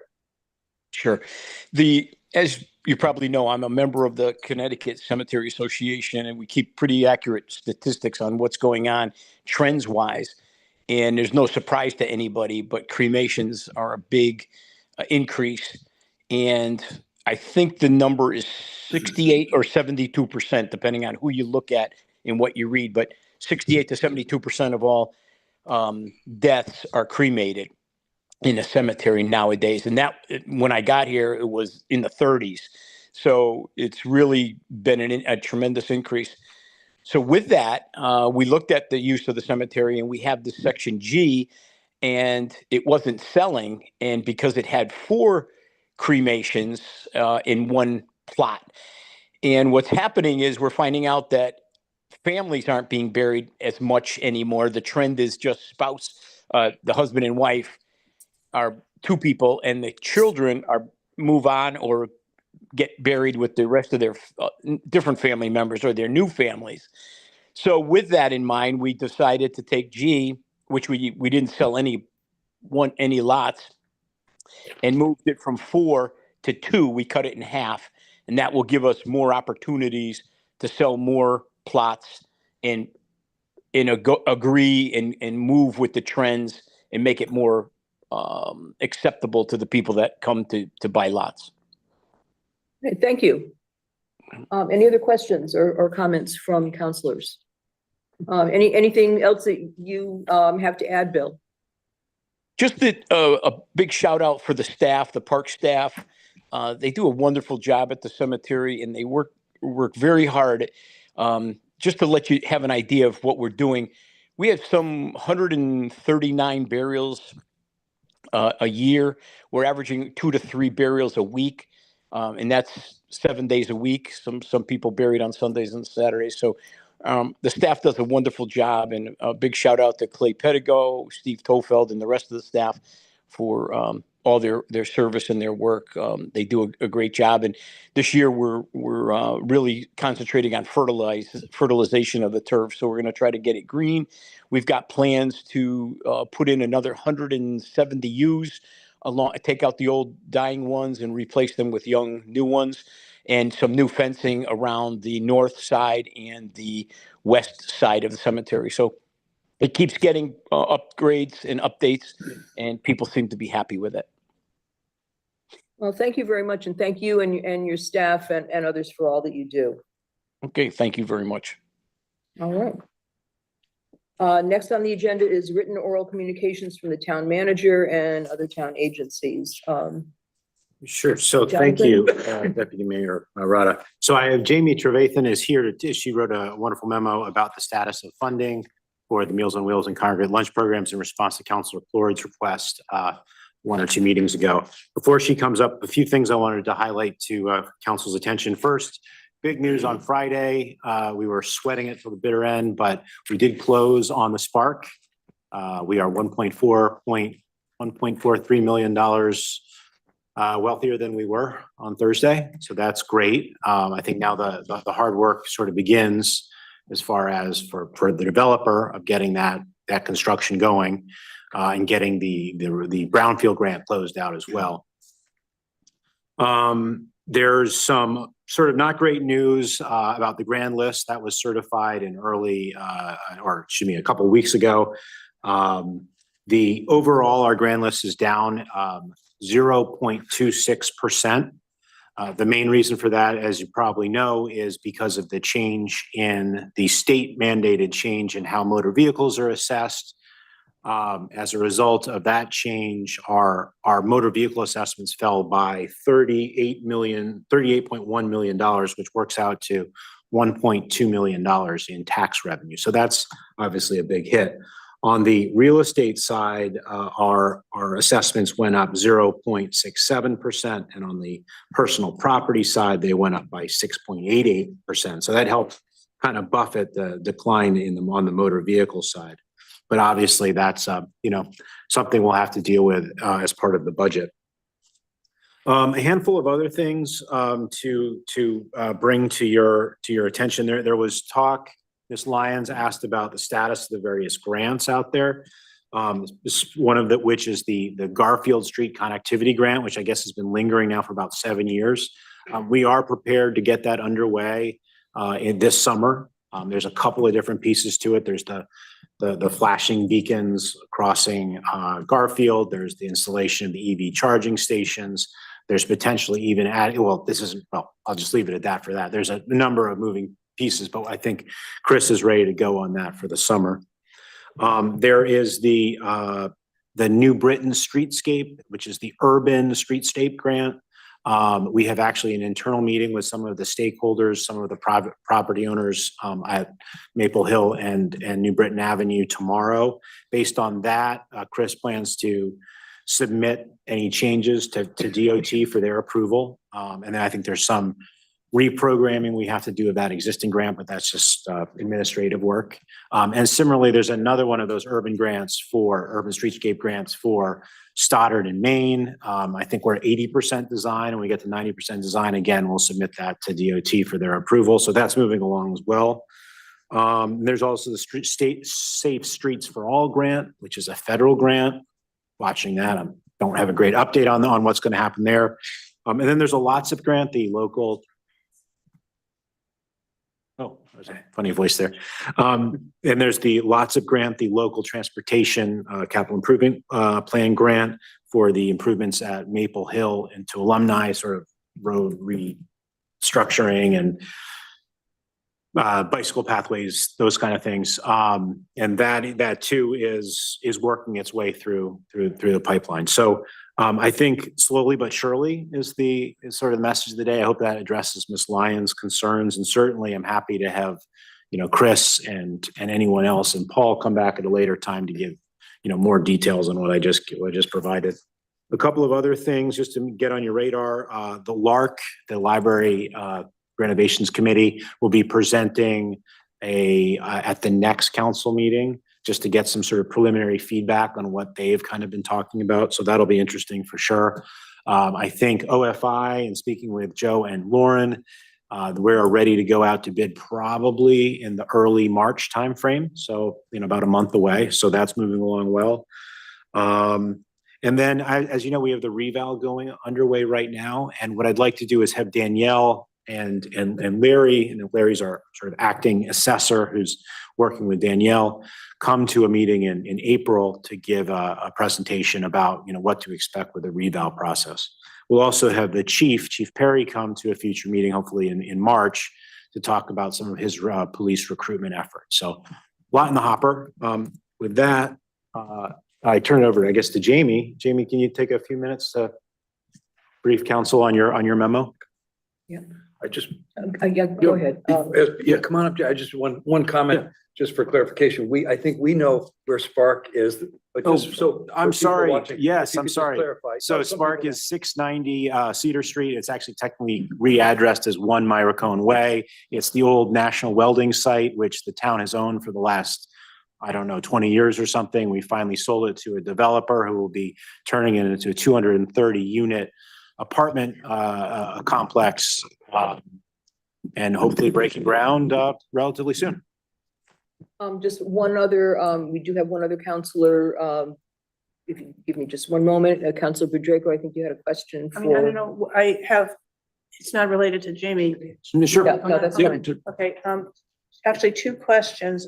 Thank you very much. You got the monthly reports. Yeah. I do have a question. That prior to your time here, and actually prior to some of the newer people on the council, we had requested, or we had, due to conversations and just, good practices, that the fire department have sexual harassment prevention training. And in the November report, it says under their, the fire chief's report, that PERMA sexual harassment prevention training scheduled for 2 dates in December 2024. All members are required to attend, which is what those of us who were on the council at the time. And training must be completed in December, and any member not attending is suspended until training is completed with PERMA. And in your December report, the fire department said, PERMA sexual harassment prevention, NVFD December class offered to town of Newington. 2 employees attended the December class. I'm Now, gonna, like, so I asked Lauren to kind of address that to the extent you can. We did have in December, Kerma did come out and did a town employee sexual harassment training over 2 or 3 days that all employees attended. As far as the fire department, can you? Okay, excuse me. Okay. Our EAP vendor, they came out and they gave a sexual harassment training to every town employee that was mandatory. There were some people who could not attend because they had pre-scheduled days off. They were mandated to attend the online training. To the best of my knowledge, every town employee has received that. The fire department training is separate. That is through PERMA. They basically, I think, use their big room at Company 1 and they do the online training in a group setting. It's through Vector Solutions, which is a vendor that PERMA pays for that we get through the premiums. When they say 2 employees, that's because those are town employees in addition to firefighter members. Who attended the PERMA. Yes, Okay. so my assumption is that those 2 employees are Sherry Leghorn and another employee, that those are actual employees of the town who are not volunteer members of the fire department who attended in addition to the members. So, but what I think is a question, like the follow-up for Gail is why don't we get from the fire department Has kind of an everybody update completed? on where things stand with their KERMA, Okay. training. So Yeah, I'll thank you. follow up on that. Okay. And then, secondly, I know Jonathan, you've seen this and I reached out to you and I also believe that, Counselor Taniakis reached out to you. There's a lot of discussion on Facebook regarding a proposed, recycling, program operation that's, Weathersfield is discussing. And there's an awful lot of information on Facebook, concerns about the environmental impacts, concerned about development, proposed development that in Newington, whatever. Can you please update us on that? Absolutely. So that's a great question, and there has been a lot of chatter, and I've spent a lot of time responding to emails about this. So back in probably October, late October or so, we were tipped off by Lauren, actually, who's a Weathersfield resident and keeps abreast of what's happening to our neighbors to the east, that they were applying for a materials management infrastructure grant through DEEP. In order to build a food waste and organic recycling facility. This is kind of in response, I guess, to a new state law that requires food waste to be recycled.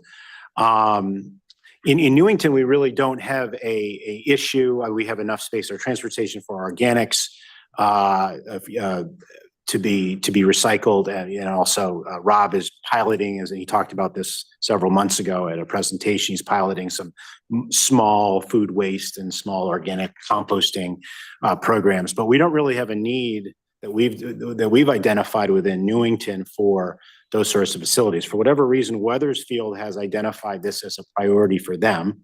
They don't.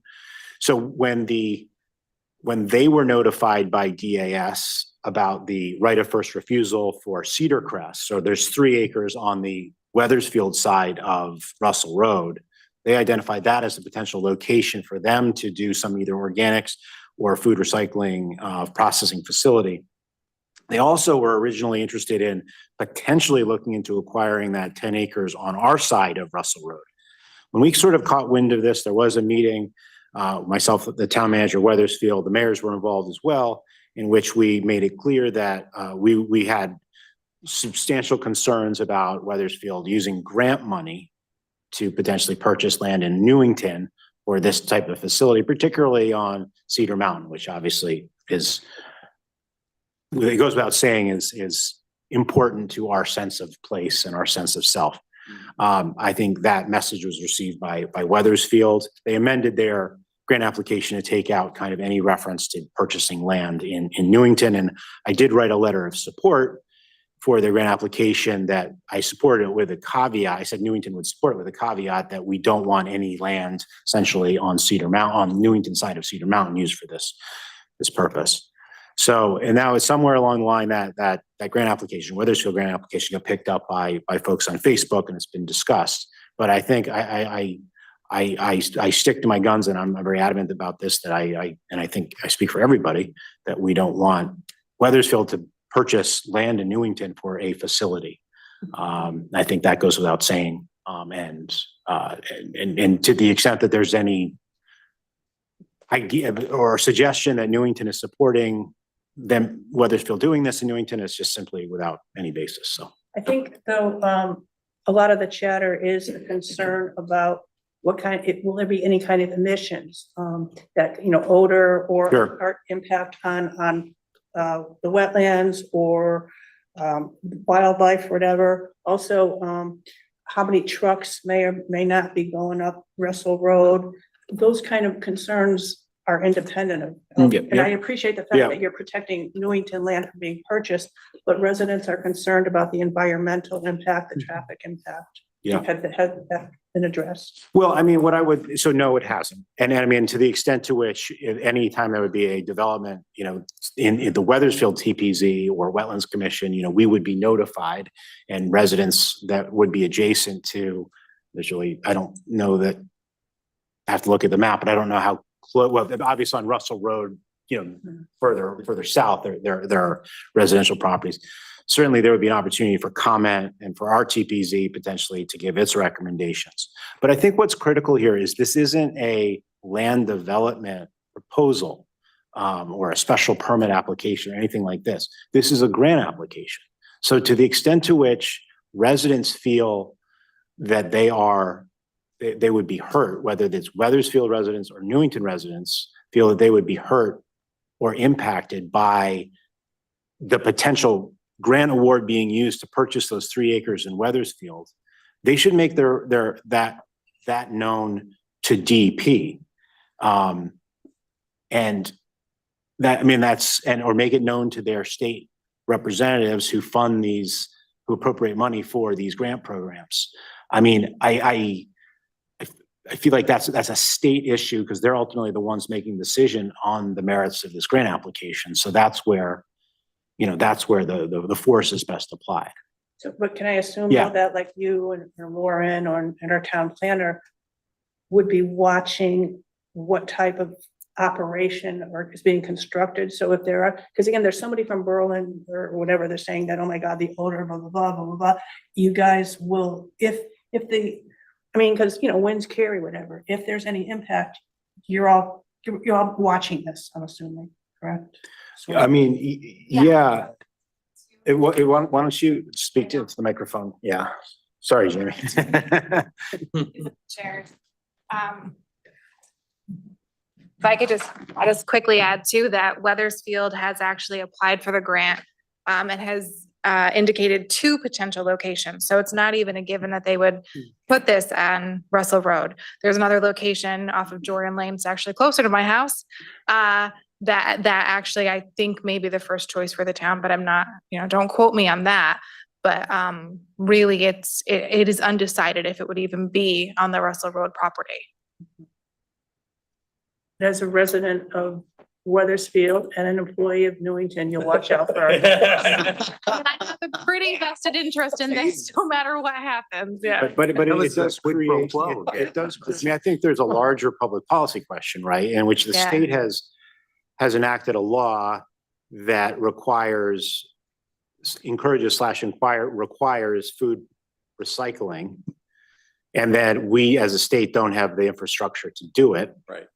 So, but then we as municipalities get impacted because, in order to comply with the law, there have to be facilities built that would potentially, and I don't know, I don't begin to understand the engineering behind these or the design of these things and how they operate, but that could potentially have an impact on neighborhoods or communities. So, it's, again, I feel like this is at some level above the town's pay grade. It doesn't mean that we don't take it seriously, but there's a larger public policy question in play.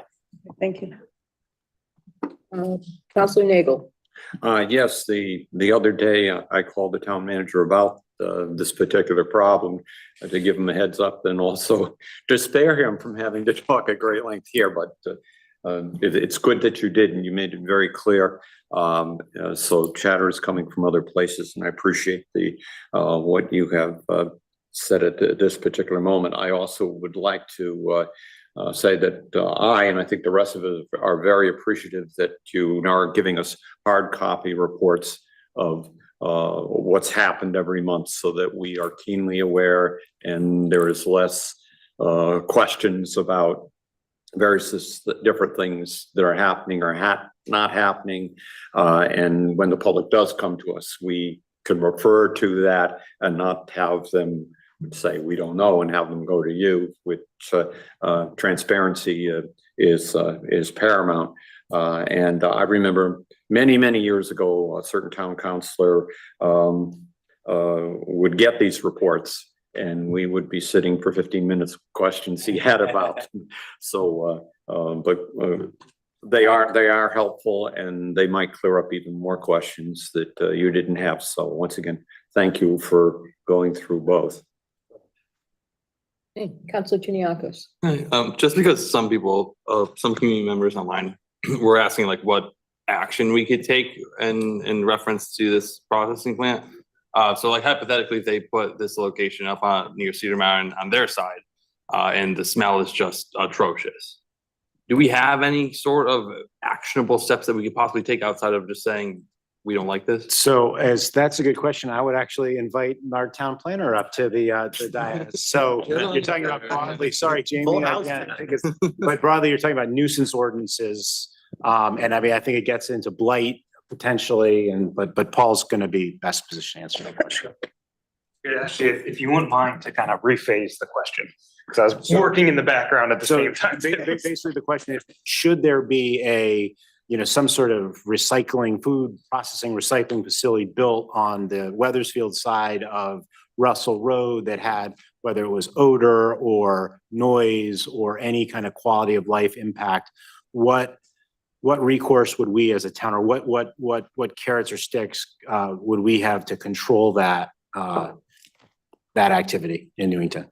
I would say so without doing, because there'll be research that's needed into every statute that covers this, and there will be plenty that talk about, a lot of it will be through the approval process. So that's, again, something to keep an eye on when it's going through the process in Weathersfield is what type of expert testimony are they adding to it? What type of analysis have they put into it? When you look at these facilities, it can go as far as, where it's located, where the predominant wind blows, how high it is, where the smell could end up. It's actually kind of a difficult thing to quantify. As far as, if there is an issue, it would go back to those documents to say if it was approved and it was built and it went through the DEP permitting process and it got all its permits in place, that if there's something that violates the permits, it's just a matter of going to the DEP and saying, we need you to enforce this. We're having this odor that you said would not occur, and then try to push something to happen at that facility. I know I received the same concern from the resident too, who noted that they were in another town, but near one of these plants. Slightly different operation on that. I kind of looked into it briefly. It's kind of an indoor operation, looks a little more like a transfer station, but they are in general. But the question will be, I think it's going to be a lot in the approval process. That's going to be the important part, just like any land use approval, that when that expert testimony gets submitted, that there's enough in there that actually analyzes what these issues could be. And as far as that so again, this wouldn't be a special permit in Newington. This is happening in another jurisdiction. So we do not have land use controls over another jurisdiction, just like Weathersfield does not have land use controls over Newington. If we had a site, we can show up to hearings. People can submit their testimony, especially when something comes in for any hearing for, the grant itself is one early part in the process. And I think the town manager said it very well, of the right areas for people to apply pressure is who the agency they're in front of. And right now they're asking for the grant and they're not in any land use approval process. So in the grant, there wouldn't be any referral to us. It's just kind of that, looking for the money.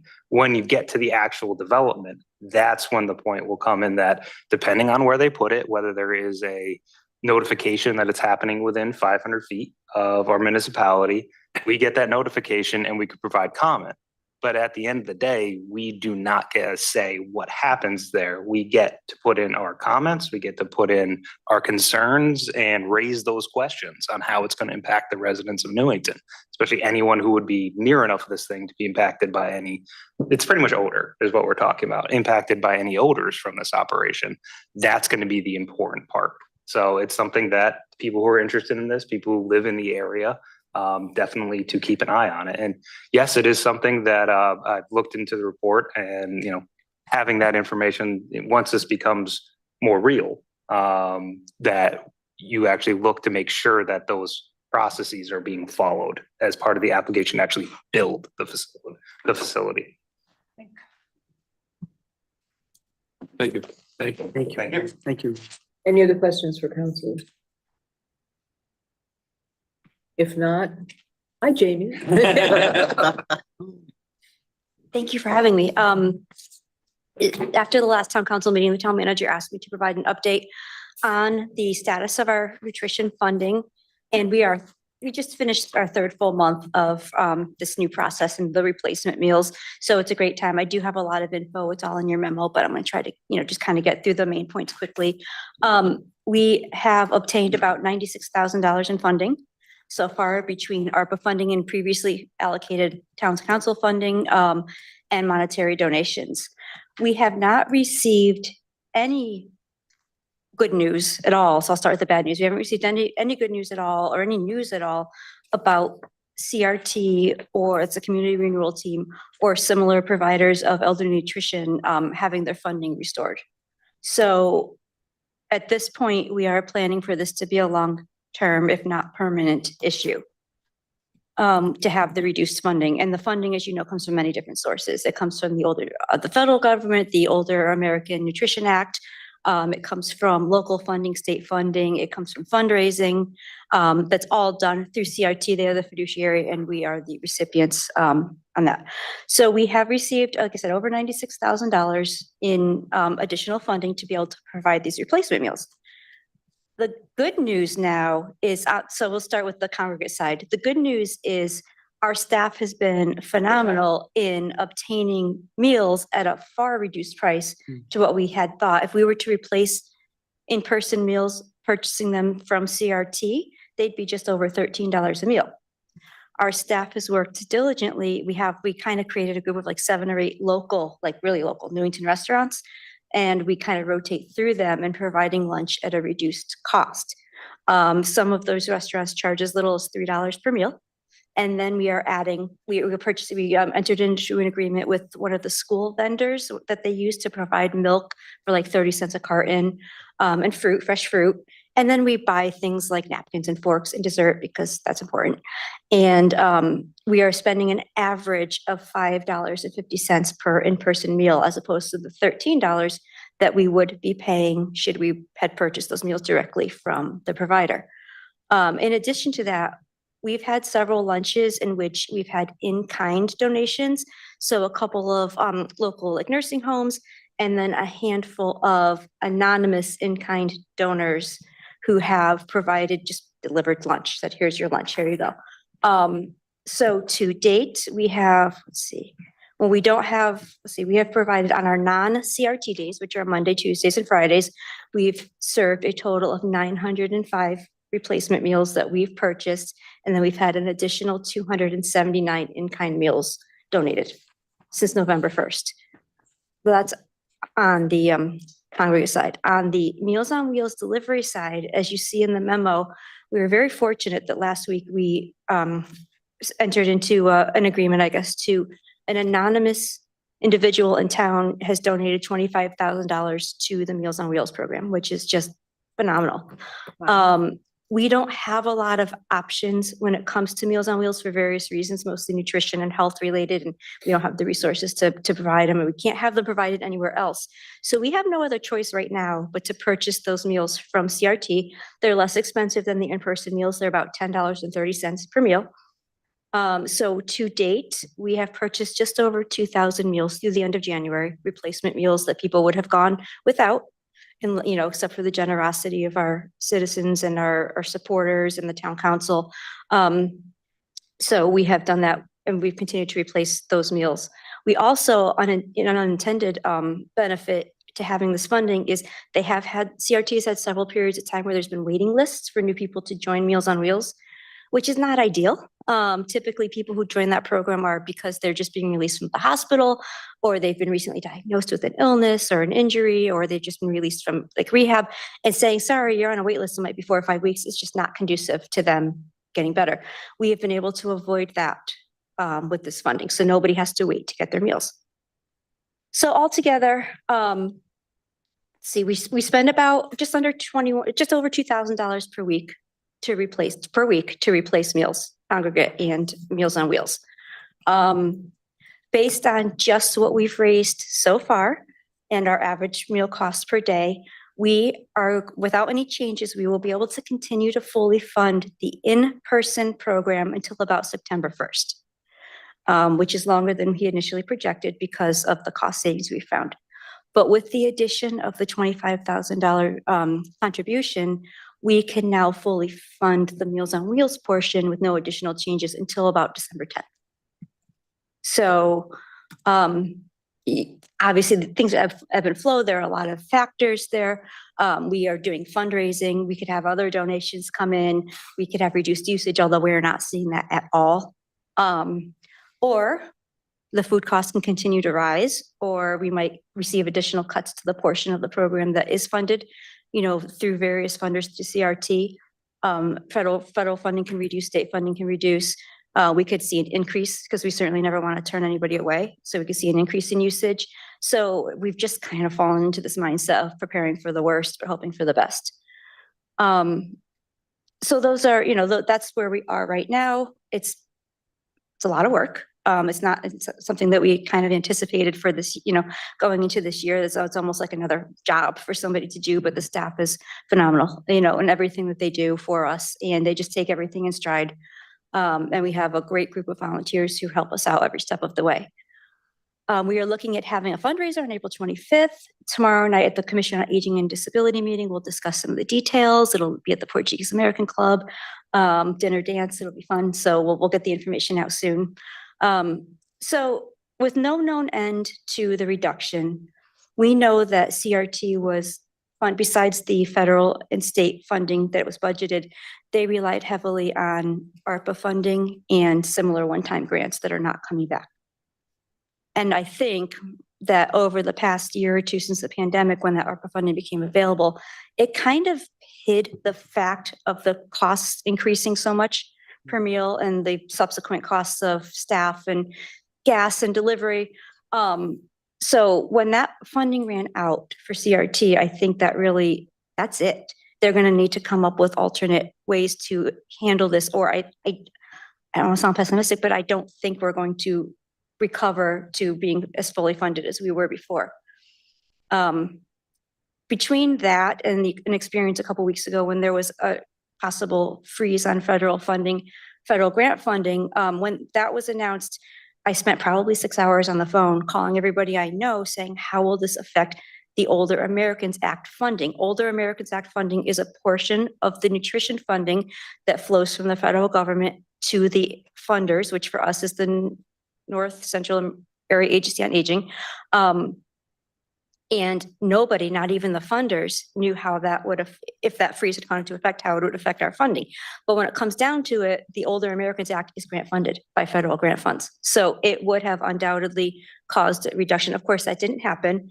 But between that scenario and saying, you know what, this funding might be tenuous, what we have, and that we don't have any good news coming up, it really has crystallized our plans already in place that we need to reduce our reliance on CRT or any other similarly funded, I don't want to just, blame everything on them, but any other similarly funded elderly nutrition program. So to that, our goal is to permanently reduce or permanently eliminate the use of CRT for in-person meals by July 1st.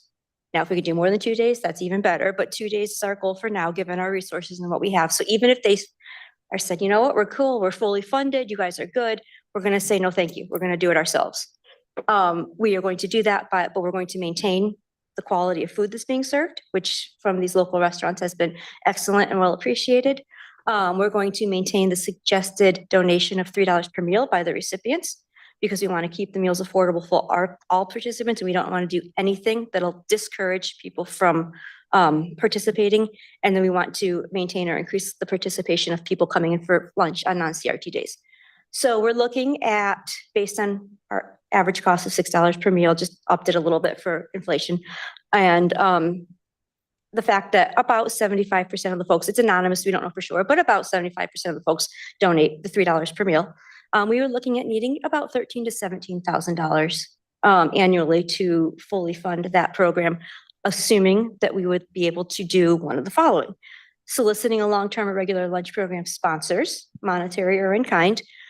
Probably the most reasonable and doable goal would be to continue to work with these area restaurants and schedule regular lunches at a reduced price.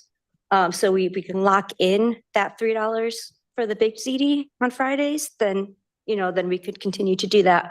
Obtain grant funding, work with Sonia to subsidize costs. I would love, it's probably a pipe dream, but to do a farm to table kind of deal, which are popular in restaurants in Connecticut, but it's hard to find funding, and they're doing some things in schools with that, but it's harder to find funding for older adults.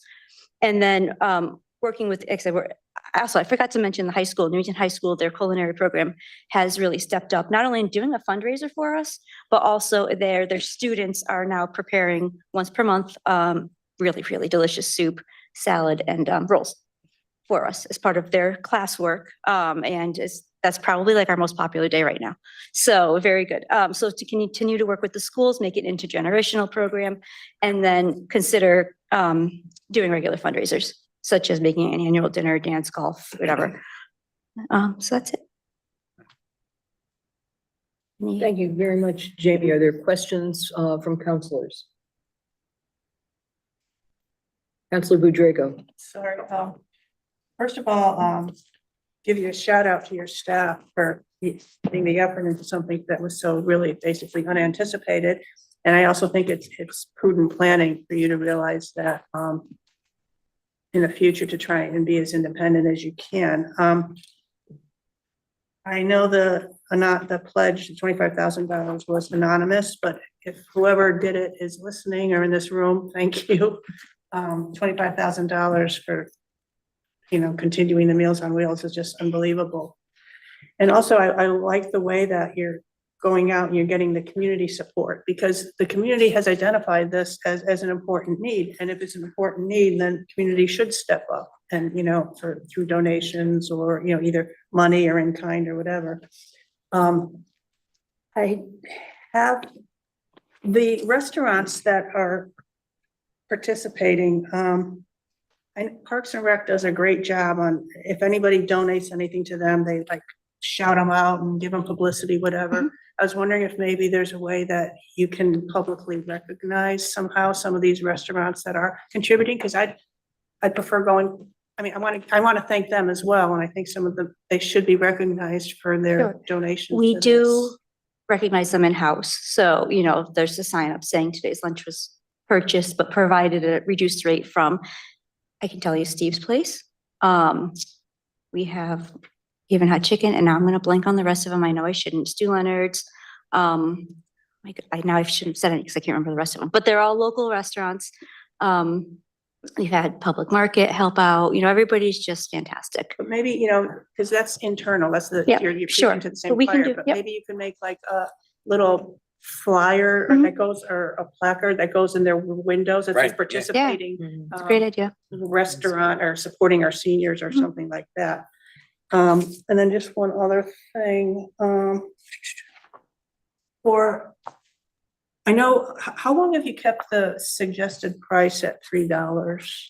As long as I've been there, which is like 9 years, but that until now, that was set by the funders and by CRT. We did not have any control over that.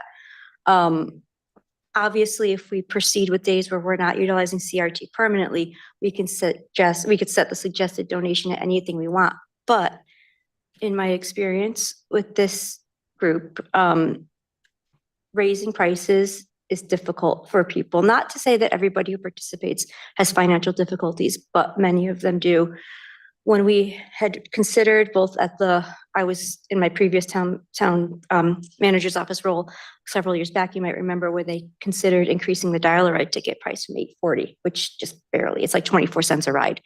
And it was a big outrising of no, don't do that. We can't do that. We can't afford it. So I'm afraid of the similar, if we were to suggest increasing the suggested donation from $3, but I'm more afraid of the people who would silently leave because they just can't afford it and they feel badly not donating. Is there a way though that maybe you could do an anonymous survey where people can say, okay, if just say, the prices remain steady, whatever,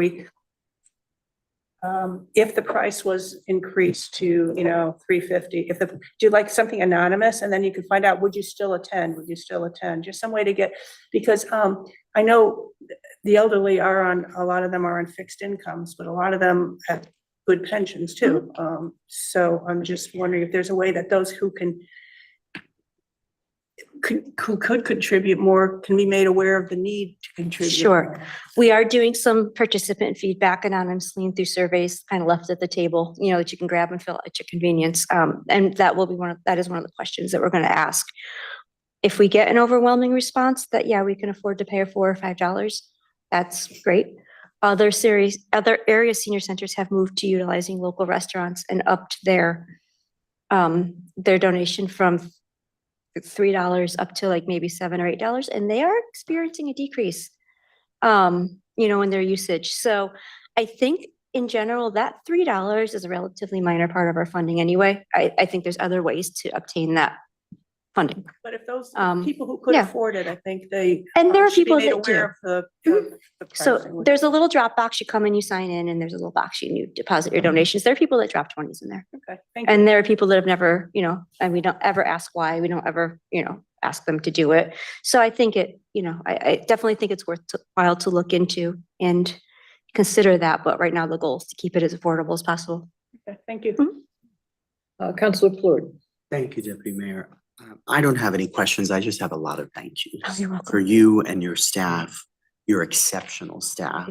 I mean, just the cost savings alone that they've been able to accomplish in a short period of time with no expectation, as you said, that they would have to go out and find that cost savings. It's really exceptional. And like Councilor Bedrejko said, the donations, the generosity of the community. I mean, this is how we show up for each other, right? When we see stuff like this happening, the generosity of private individuals and businesses to come together and fund that program, even for just throughout the end of the year, is exceptional. I think, listen, there's a lot of issues that everybody's got to worry about, a lot of issues that you've got to worry about in the world today. And I think folks should take away that this is something that they can advocate for here that affects their neighbors right here in town, and that they know affects their neighbors right here in town. This isn't like some pie in the sky thing or some intangible item. Those 2 dates, September 1st, 2025 and December 10th, 2025, in the absence of additional funding and fundraising, and I'm sure there will be more given all the efforts of your staff, but in the absence of that, those 2 dates are burnt into my mind right now and will be burnt into so many others, I hope, because this is the kind of stuff we need to be contacting Congressman Larson and Senator Murphy and Senator Blumenthal and anybody who will listen about to support this program. And while, there's a lot of private folks that are going to do their work to support this moving forward, I think before we even consider, with all respect to Councilor Bedrejko and her questions, which I think are important, but before we even consider some kind of suggestion to increase a suggested donation or do other things, we need to think about how we show up, just as the rest of the community has at this council for this program. And consider what kind of funding resources we need to make available. Maybe not this year, but maybe in the future. I think it's prudent for us to have that conversation and be a part of the dialogue. So just thank you so much again for all that you do, and please let us know how we can be helpful. Thank you. You're welcome. Councilor Mankey. Just a quick thought. I know that when I get my yearly email from you saying, it's time to up my membership into the Senior Disabled Center, I send my check, but it'd be nice if I had a little box saying, you want to make a contribution to the meals. I would happily do that. I would just write another check or include in my check. And I think there's probably many people in the community who would do the same thing. They just don't know about this. And so we know about this here in this room, but the people in the general public don't know about this issue. So if you maybe just the next time the membership comes up for renewal, just put a little thing, there's a crisis, and most of us would just, kick in a couple extra bucks. What we can afford. I'm not asking for, $25,000 donation. Well, that's great. But if everybody kicked in a little extra, that would help too. And would also raise awareness to the public that out there there's this issue, because I don't think other than us on the table and maybe those listening on the, on the TV or on the internet are aware of, and in general, people don't know about it. So I think that would be a way of raising awareness that this is an issue and might raise some extra funds. Thank you. It's a great idea. Councilor Nagel. Yes, Jamie, thank you so much for what you and your staff are doing. I know when this problem was created, it was a complicated issue in terms of where the monies were coming from, where they were cut off, whatever. And I do believe that you weren't quite certain what that happened. And this has been going on for more than half a year. And and your solutions or attempts to it are very intricate as well. And your staff is to be commended. And I know the town will step up, but we need all hands on deck, and we don't quite know what's going to happen and where the monies are going to come from, if they do come from the state or from anywhere else aside from this council right here. I know that the Senior Disabled Center has foregone in the past membership fees, and you found out that indeed people who have seen that will, and you've asked for donations, and people who are members will donate far more than they would just for the membership fee for doing that. So I just wanted to commend those people in the senior center members who go for donating more than what initially would be asked.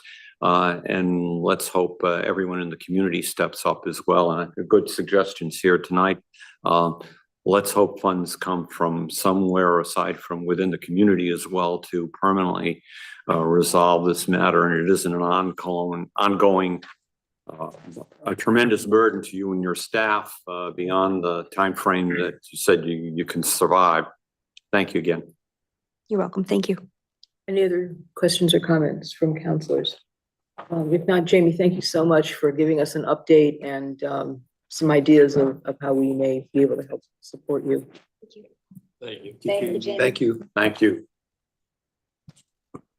Next on the agenda, council liaison or committee reports.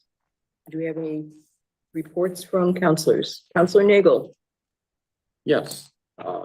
The Senior Center and Disability Centers Board was unable to meet previously this month, in their meeting tomorrow night. And I'm quite certain we'll hear more about this and what their input is, and we'll report to that the next meeting.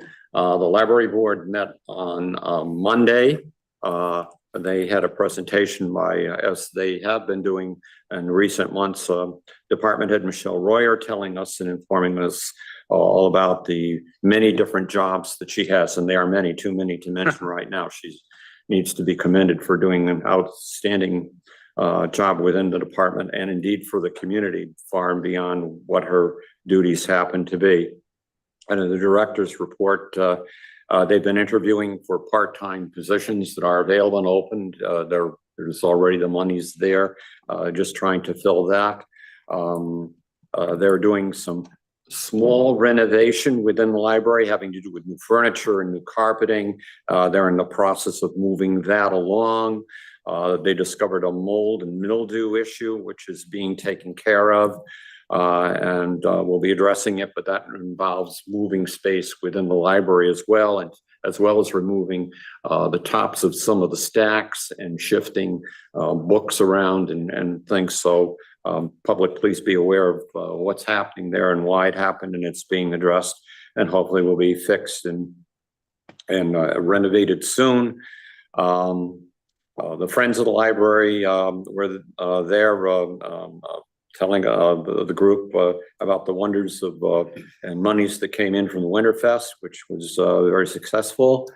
They also plan on doing another book sale. They've always been successful. Keep in mind that that'll be coming up in the spring. I'm looking here, trying to condense as much as possible what is there. They have done. Projects that they have are ongoing through the town, and so they're very appreciative of that happening on the town side, and some exterior renovations or process being done in the spring when that happens, so that when their annual road race and other things that are outdoors are there, that it will give a good impression to the town and the total populace. You've heard about the LARC presentation that will be at the next council meeting. They're doing more prep work and refining of that. There are revisions to their legacy policy for people can donate and leave to the library monies to keep it as more successful than it is. They discussed elements of how to raise funds and where to see for grants above and beyond what they're going to be asking for the town to those on the council to hopefully approve in terms of a possible referendum for expanding and improving the library on a more extensive scale than the minor ones they're doing right now to the original house part of the library. May 18th, reminder, I know many times it's been said, the road race. Contact the library about that. Once again, there was a musical event happening March 7th in the library, Celtic music, which you can learn more about through them. And that's it in terms of the library. The Wallace School Committee, Building Committee met, and you've seen the results of that tonight. And I'm sure they're appreciative, as everyone is, that process is moving along. It has been a very smooth process in terms of that committee itself. Councilor Rada is on that committee, and I know she can vouch for how well everyone is working on that as well. And that's it. Okay, thank you. Councilor Jordan. Thank you, Deputy Mayor. Just to mention that the subcommittee reviewing the ordinance for the Permanent Municipal Building Commission will be meeting sometime in March to review our most recent draft, which may well be our final draft before we send something to council. So just to look out for that. And I have a question. I should have said it earlier, so I apologize. But just for you, Jonathan, do we have any updates on where we are with the demo delay ordinance? Oh, yeah, well, that's a good question. So we applied for a SHPO grant for $20,000 to do a historical resources inventory update. And the idea was that that would be the basis for determining what are and would not be the properties that would be subject to a demo delay ordinance. So good news. I think Paul was today or 2 days ago, was officially notified that we received the grant. And so in the next couple of weeks, we'll get the paperwork in order to get that and then find a consultant that can do the review for us. And so, you know, it's a slow process. Obviously, it's going to take several months, but and maybe even longer to get that inventory updated. And once we have that, then we can proceed with the demo delay ordinance, because that's really the linchpin that holds it up. Perfect. So thank you for that. Yep. I mean, that's terrific Yeah. news. Our Yep. last inventory was in the 80s, I think. So that is quite a feat. So that'll be Yeah. fantastic. Yeah. Thank you. Any other counselors? Seeing none, I'm going to move on to public participation. Again, anyone in the room, if you would like to participate, come forward and state your name and your address. For those folks who are on Zoom or on the phone, we will kind of flip back and forth. Hello.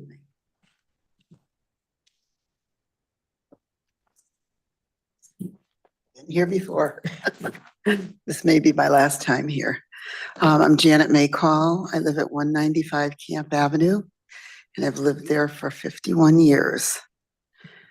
I just want to express my profound disappointment with the decision made this evening by the council to maintain the status quo of Camp Avenue. Some specific council members who led Camp Avenue residents to believe that they had their support to restore the width of the street as it was 30 years ago, obviously was a breach of faith. I do dispute also a specific remark made by the town manager this evening regarding an increased speeding concern.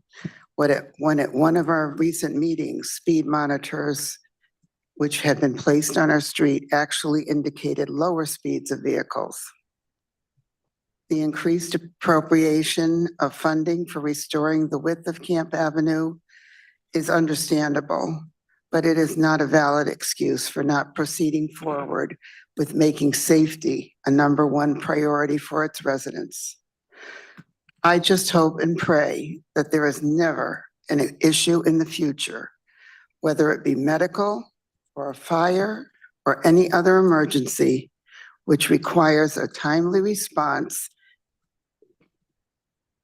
and due to the narrowness of the street, prevents an emergency vehicle from being met.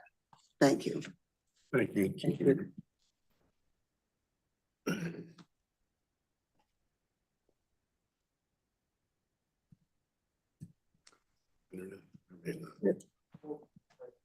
Yeah. Yeah.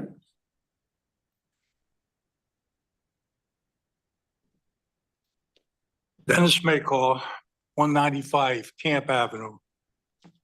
My wife spoke for everything I was about to say, but I'm going to repeat in my own words. We can summarize this decision in one word, and that's disappointing. It's the most disappointing decision I've ever seen this council make. The priority of the people on Camp Avenue was about safety and not cost. And tonight's decision tells me it was about cost. It was never about the cost. We've been diligently working on this for the past 7 years. When we first heard about the town was really going to start to do something with the street. And if something had been done 5 years ago, 6 years ago, and address it like you have done the last year and a half, which I commend, getting to this point, if something was taken advantage of then, it would have been $500,000 less. And we probably wouldn't be having this discussion tonight because it's cost. Who wants to spend 1.1 million? We can do it for 160,000. So let's keep it with no parking on one side of the street, which alienates, believe it or not, the neighbors on the north side against the neighbors on the south side. And that's happening. You don't live in there, you don't see that. That's happening. It's bad to be only having one side parking. That's terrible. So now we got to do something with the signs. The signs are put on the pole right now as a temporary basis. They're put on only one side of the pole. If you come down Camp Avenue, you don't see no parking signs and people park. You can't blame them, they can't see the signs. So now we got to put signs on both sides of the telephone.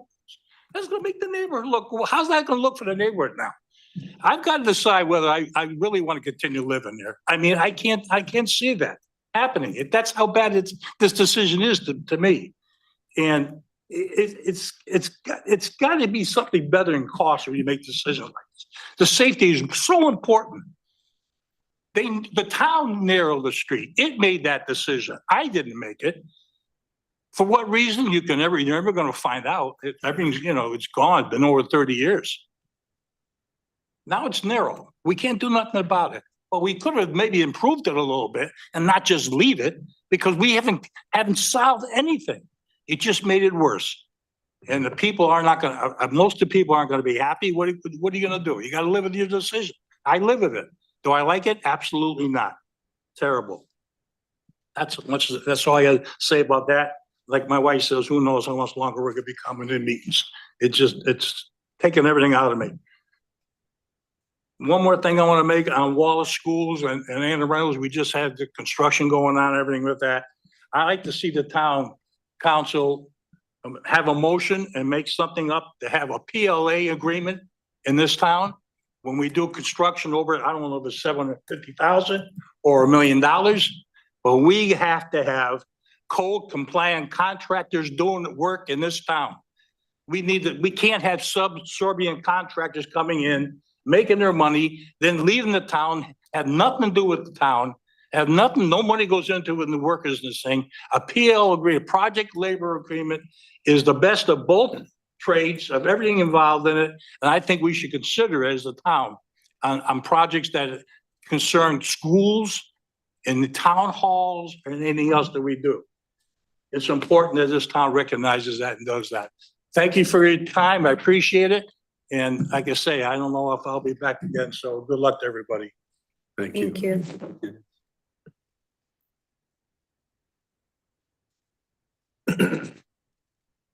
Yeah, go ahead.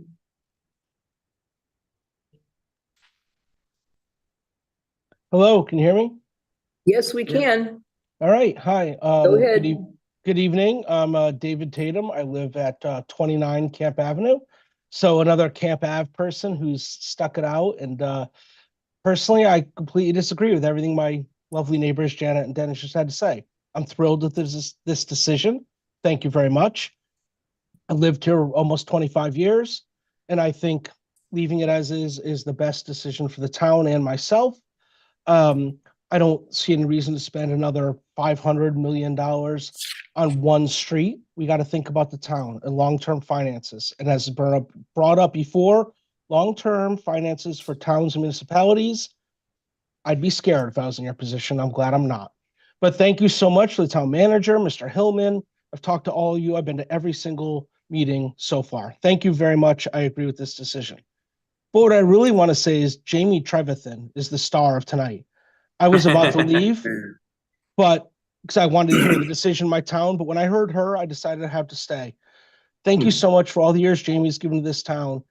She is fighting to feed some of our most vulnerable citizens. This is not what I'm here for, but we should all be thinking about what that means. What's going on again? Questions about future funding. Please think about the bigger picture. Keep all of us in mind. We need to save right now. We need to buckle down, figure out what's best for the town. Spending extra money on my road is not worth it. Thank you very much. Thank Thank you, David. Mr. Tatum. You have one other person online? Yeah, go ahead, Ms. Lyons. Hi, Rose Lyons, 46 Elton Drive. I do not live on Camp Avenue, and I really don't have an opinion one way or the other because I don't know the circumstances. I've heard both sides of it over the last 7 years. I feel their pain in trying to come back and work with the town over the last 6-7 years with various town managers, so forth and so on. I see the logic of not doing it. I just wish that they had been given an answer sooner. I suspect that they're probably not ever going to come back again to try and get anything done because this has been a long process for them. But in any case, I would like to thank those who worked on the Cultural District project. I am very impressed with the public information meeting that was held. It's probably one of the best I've seen with the back and forth with the questions, even those who are in opposition, or maybe one or two in opposition. You took the time to answer their questions, and I think if we had more of those in town, and I think I said it that night, if we had more informational meetings like that, then maybe there wouldn't be so much angst amongst the residents and not so many questions on Facebook. Well, and I take that back. There'll still be questions on Facebook. And we're going to get a list of frequently asked questions, like where can I get salt the night before we're having an ice storm and things like that. And wondering why the highway department isn't open for them to get it. In any case, Councilor Plord, I'd like to thank you for correcting me on the matching funds amount. I tend to walk around with my telephone and do chores while I'm listening, and I thank you for picking me up on that amount of being $101,000. In any case, also, Mr. Alschull, I'd like to thank you for the updates on the grants, and I hope the town engineer was informed about the concern shared by one of the Audubon Avenue residents regarding the project on Garfield Street and what, the noise issues and things like that. I don't know whether he's planning, the town engineer planning on getting together with the residents to maybe get some feedback from them. I don't know that it has been done. Maybe it has and I'm not aware of it, but it might be a good idea. That was one of the major concerns at that pool meeting was not so much as when the pool was going to get done, in my opinion, was the safety of the kids crossing over now to the park in the summertime. I witnessed it. The Audubon resident has witnessed it. I think Mr. Ellis mentioned it as well, so I'm glad to hear that that's going forward. Finally, the biggest and best news of all, goodbye National Welding, 690 Cedar Street, 1 Myra Cohen Way, whatever you're called, the Spark or Sparkle. It's one thing off of my bucket list, but I've got a new bucket list. I'm going to advocate for that money to be allocated to a fund for the acquisition of open space, should it be ever come available. I just think that that's something we've lagged behind for many, many years, but and National Welding was another one of those grants that there was stipulations attached to it, and I thought there was going to be a fist fight at the town council meeting between one of the Republicans and the mayor because they weren't coming forth with the stipulations. But 10 years later, stipulations are gone. The property's gone. Hallelujah. And I'll let you know when the party is. Thank you. Thank you, Ms. Lyons. There anyone else on the line or anyone else in the room who would like to participate in public participation? I don't see anyone else online.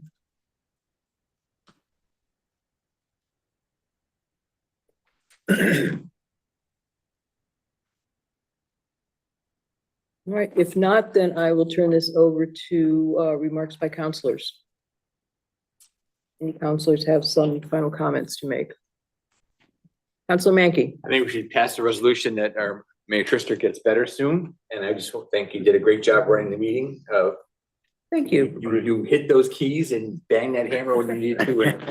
That's Very good. tight ship. I don't get that chance that often. Well, take advantage of it. Thank you very much. Counselor Page. Thanks, Deputy Mayor. I agree. I think you've done an amazing job tonight and I appreciate you. I wanted to say to Mr. Maycall and Mrs. Maycall that I sincerely respect the Maycall's advocacy and community organizing, as was mentioned before by Councilor Fleur. Much respect to you for this and your efforts in your neighborhood to stand up for what you believe is right. And we did what we had to do, but that doesn't mean we didn't hear you and see you and engage with you over these past, at least for us, many months or a little longer. I know for you, it's been many years. And we hope that you'll continue to stay engaged, agree or disagree on any issue. Your input and your energy around this has been invaluable. And again, thank you very much, with all respect. Is there anyone else who would like to comment? If not, then are there any informational items? I don't think anything that we have in our packet, nothing that we want to bring to the table. In that case, I will entertain a motion to adjourn. So moved. He had his hands up first. Second. You're going to second it, okay. All those in favor signify by saying aye. Aye. All those opposed? Thank you. Council is adjourned. Nice job.